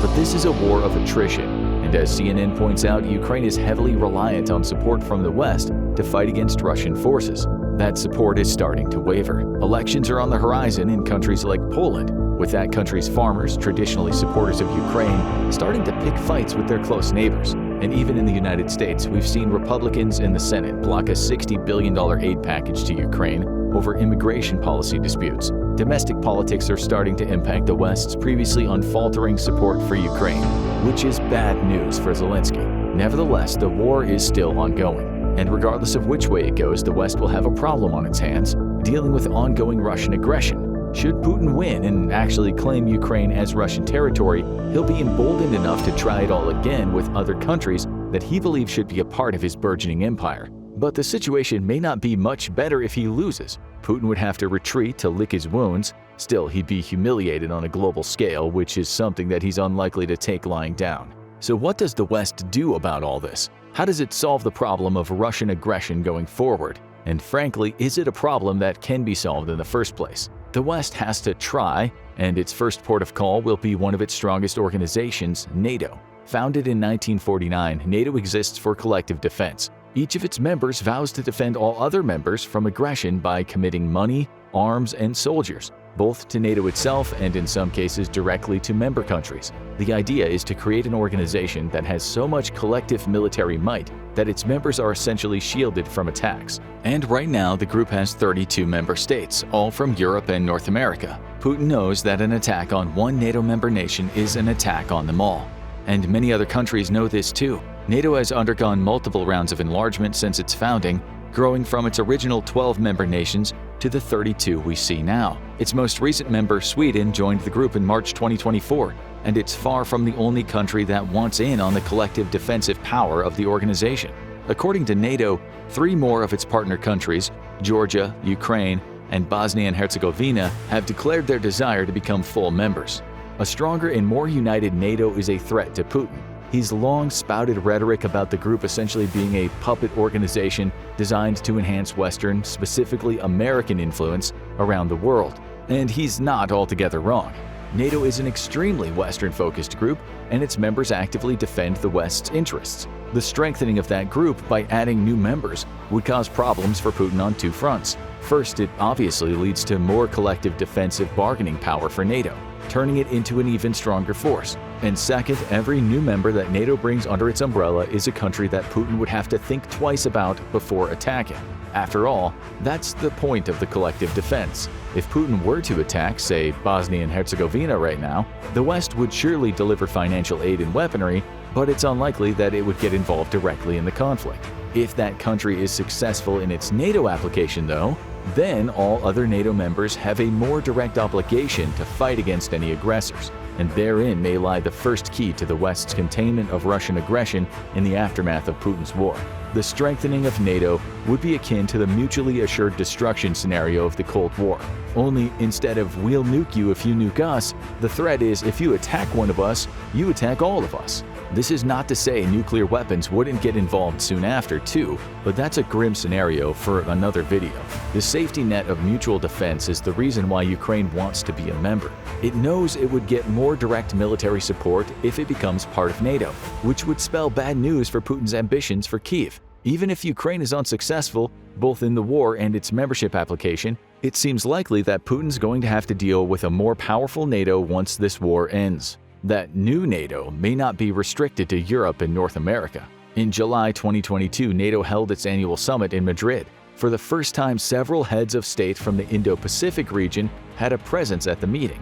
Specifically, Japan, South Korea, Australia, and New Zealand all took part, with the goal for NATO being to discuss global geopolitical and security challenges in Asia as well as the West. Those nations also attended the 2023 summit in Vilnius, which is worrying news for Putin.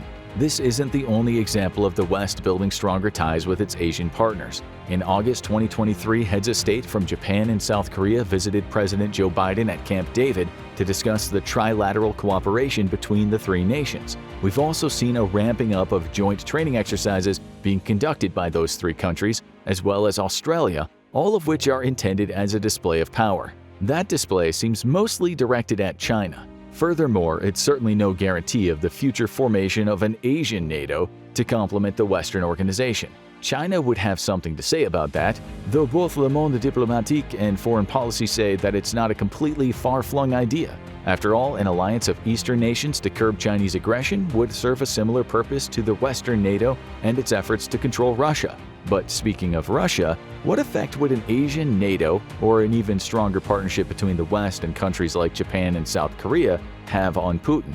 It all comes down to the partnership between China and Russia.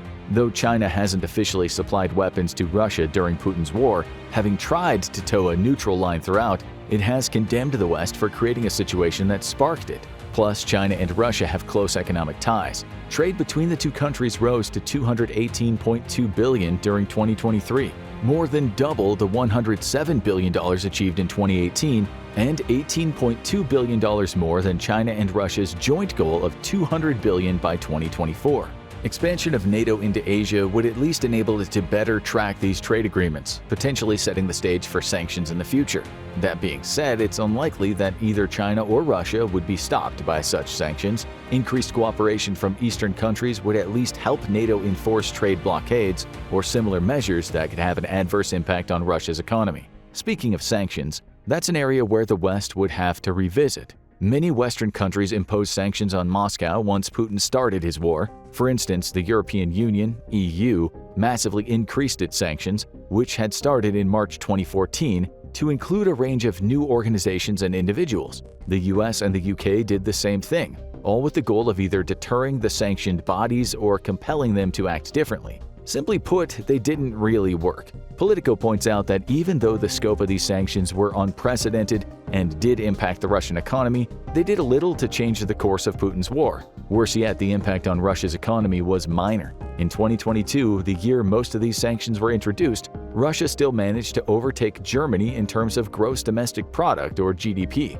as related to purchasing power parity. This was the first time that happened since records started. And right now, Russia sits fifth on that particular list, behind only China, the United States, India, and Japan. You'll notice that only one of those countries is a Western nation, highlighting that economic sanctions likely aren't the way forward following the war. That's a problem for the West. It has long used sanctions to control countries with economic punishments for, quote, bad behavior. Seeing Russia not only absorb those sanctions but grow in spite of them could lead to the development of a new approach. What that approach might be is difficult to determine. Western countries may have to start at home to figure out the problem. In a June 2023 article, Al Jazeera reported on research conducted by Corisk, a Norwegian risk consultancy company that looked into how many companies have circumvented the sanctions their own countries have placed on Russia. The study looked at 12 EU countries, along with the US, UK, and Japan. The results were astonishing. Customs data from those countries showed that companies had circumvented export sanctions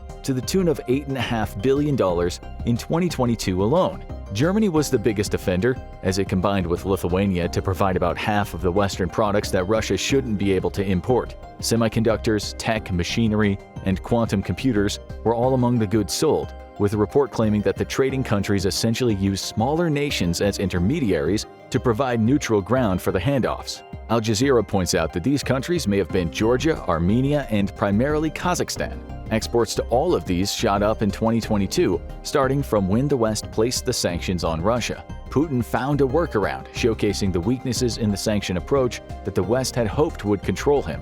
The West has to change its approach in the wake of the war. If it truly wishes to control Russian aggression, it has to make its sanctions more effective. That would mean moving focus beyond Moscow and toward the countries that act as intermediaries to funnel Western goods into Russia. Might the West have to sanction the likes of Armenia and Kazakhstan too? Would it be willing to do so, given that sanctions against these smaller countries would cause economic chaos and potentially deepen their ties to Moscow? That's a complicated problem. What's more likely is that Western countries will introduce greater punishments for individuals and organizations at home. There has to be a deterrent to the domestic, greedy, and corrupt, as well as to Russia itself, if sanctions are going to have anything close to their intended effect when the war in Ukraine ends. Another containment option lies in the expulsion from groups that allow Russia to exert its geopolitical influence. We saw that approach in action in March 2014, when Russia was expelled from the G8, turning it into the G7, as a response to its annexation of Ukraine's Crimean Peninsula.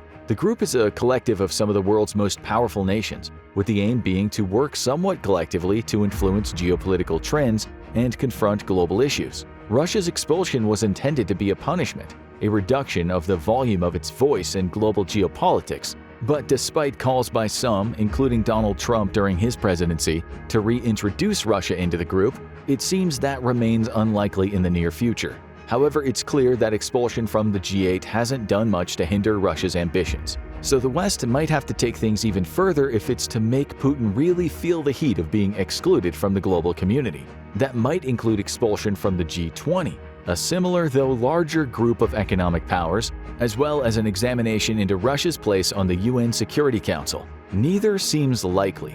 In a 2020 article, market intelligence group S&P Global pointed out that Russia is unlikely to be kicked out of the G20. Too many of its members are against the country's removal, with several of those that are on the fence likely to be driven by their own national interests ahead of punishing Russia. Stripping Russia from its place on the UN Security Council also seems like an impossibility, despite calls from some, including Ukrainian Ambassador Sergei Kyslytsya, for Russia to lose its place because it's more of a threat than an arbiter of peace. There may be little the UN could do to remove it. Russia is one of the Council's 5 permanent members, or P5, along with China, France, the US, and the UK, meaning that it has veto power. Any move for expulsion would be met with a swift veto from Putin, as would any attempt to change the Council's rules to remove veto power or change the rules that govern the Council. The UN backed itself into a corner. With the benefit of hindsight, it's easy to say that the P5 should never have been given the ability to veto UN actions in the first place, but it has that veto power, which means there's practically nothing that anybody could do to remove Russia from the Council. Even if expulsion were possible, both from G20 and the Security Council, it might not do much to deter Russia. It's a member of BRICS, too, over which the West holds practically no influence, and it's clear that losing its place in the G7 has done little to curb Russia's economic strength, given that we've seen it overtake Germany for GDP related to purchasing power parity. Perhaps then the better approach for the West is to work with Russia within the auspices of these groups. Rather than stifling Putin's influence, it could use its own to stymie his ambitions internally while outwardly showing Moscow that it still has an important voice in geopolitics. It would be a delicate game, with tactical concessions being used to guide Moscow in the direction the West wants it to follow. But it seems like a game that the West will have to play to contain Putin's ambitions, given that complete expulsion from such powerful groups isn't an option. Speaking of concessions, there's an important question we've yet to cover. What if Russia loses? It's still a possibility, even if Russia seems to currently be coming out on top of its war of attrition. And if it happens, Russian aggression could increase because a humiliated Putin might feel that a display of power could help him wipe the egg off his face. The West could use concessions to limit the extent of that retaliatory aggression. According to Brookings' November 2022 examination into the Talbot Papers on implications of Russia's invasion of Ukraine, these concessions would likely start with territory, and that giving up of territory could start with Moscow relinquishing control of Zaporizhzhia nuclear plant that Putin decreed as being owned by Russia in October 2022. As Europe's largest nuclear power station, it's a pivotal European security concern because it presents a risk of nuclear catastrophe. Russian forces occupying the plant are currently overseeing the Ukrainian staff that manages it, creating extremely difficult working conditions that could lead to oversights in a very delicate operation. Brookings argues that reclaiming this territory would be a priority for the West in the case of a Russian loss, not just to avert disaster, but to reassert Western control over such a powerful energy source. Furthermore, this territorial concession would open the door for the resumption of talks between Moscow and Washington on nuclear arms control, another issue that worries many in the West. Brookings argues that the West, particularly the US, would express a strong interest in replacing the New START treaty with the aim of reducing Russia's nuclear capabilities. For his part, Putin has made threats, empty ones so far, about using nukes in Ukraine. The West would want to make sure those threats can't be made against other countries in the future, and would likely use a Russian defeat as the platform for talks about further disarmament of Russia's extensive stockpile. Of course, nuclear concessions wouldn't come without a quid pro quo. Moscow would expect the US to also continue its disarmament, as well as potentially bring China into the mix, given that it's expanding its own nuclear stockpile. But the West may use these talks as an opportunity to open a dialogue about Russia's non-strategic nuclear weapons, about which very little data exists. These are nukes that cover a range of 5,500 kilometers, or approximately 3,400 miles, and are typically in the kiloton range. They're a worry for the West because of a change Russia made to its military doctrine in 2014. Beyond using these weapons in response to nuclear threats by other nations, Russia said that it would consider using them in the event of another country using conventional weapons if it believed the very existence of Russia was under threat. That doctrine puts paid to any flight of fancy notions that Russia could be deconstructed should it lose the war in Ukraine. It also makes the possibility of a direct conflict against Russia, whether it wins or loses, a near impossibility. The West simply doesn't want Moscow to fall back on this change of doctrine as an excuse to launch nukes if it started to lose a conventional war that would threaten the existence of Russia. So, concessions would be the likely approach. The West would want more information about Russia's stockpiles and may push for both disarmament and a commitment to a doctrine that says that Russia won't launch when conventional weapons are used against it. How open Russia would be to such talks, and whether it would abide by a rule not to launch in the case of conventional warfare, remains to be seen. But at least a conversation about concessions could start.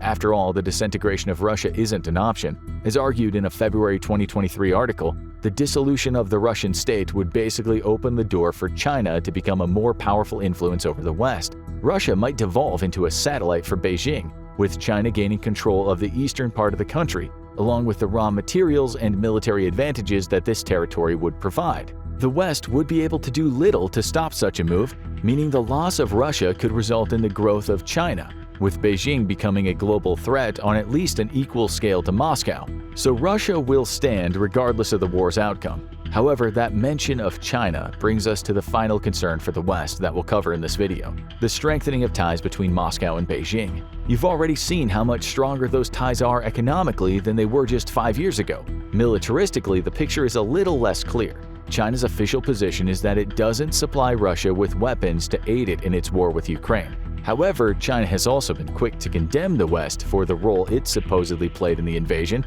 claiming that the US ignored Putin's concerns about Ukraine to the point where he was provoked into an attack. And despite Beijing's official line being that it doesn't supply Russia with weapons, Ukraine would likely argue about the validity of this stance. An April 2023 report published in Reuters highlighted a video call in which Władysław Wlasiewicz, an advisor to Ukraine's chief of staff, pointed out an unforeseen result of the West's sanctions. The trend is now that there are less Western-made components, but more, not hard to guess which country, made components, he said, before capping the claim with a simple statement. Of course, China. China may not be supplying Russia with weapons, but it's providing components that Putin can use to build equipment he can deploy on a battlefield. That alone is evidence enough that China's ties to Russia are only growing stronger. When the war ends, the West will need to focus on curtailing these ties as much as possible. Sanctions in their current format clearly don't work, be they against China or Russia. We've seen that over the last few years. That may be why expanding its presence and partnerships into Asia is such a priority for NATO right now. It may also be why the US is so focused on building its trilateral relationship with Japan and South Korea. It's not just Russia that the West will need to contain following the Ukraine war. China is just as much of a threat, with the possibility of a more direct military alliance forming between Russia and China, potentially fueling Putin's aggression after the war. One thing is for certain, containing Russian aggression, whether the country wins or loses its war, won't be easy. Sanctions need to be revisited and reinforced to prevent corruption. NATO will have to strengthen, as it's already doing, and an ever-watchful eye will need to be placed on China to prevent it from supporting Russia's aggression going forward. Concessions may be an option should Ukraine win. Still, the more likely approach will be to expand Western influence and power and make it even harder for Putin to turn his eye to new territory should he succeed in taking Ukraine. Now we'd like to know what you think. We've covered a few of the approaches the West might take to contain Russia, but you may be able to think of more. Tell us about them, and also where you think the West may struggle in the comments section below. Now watch this, or check out this other video.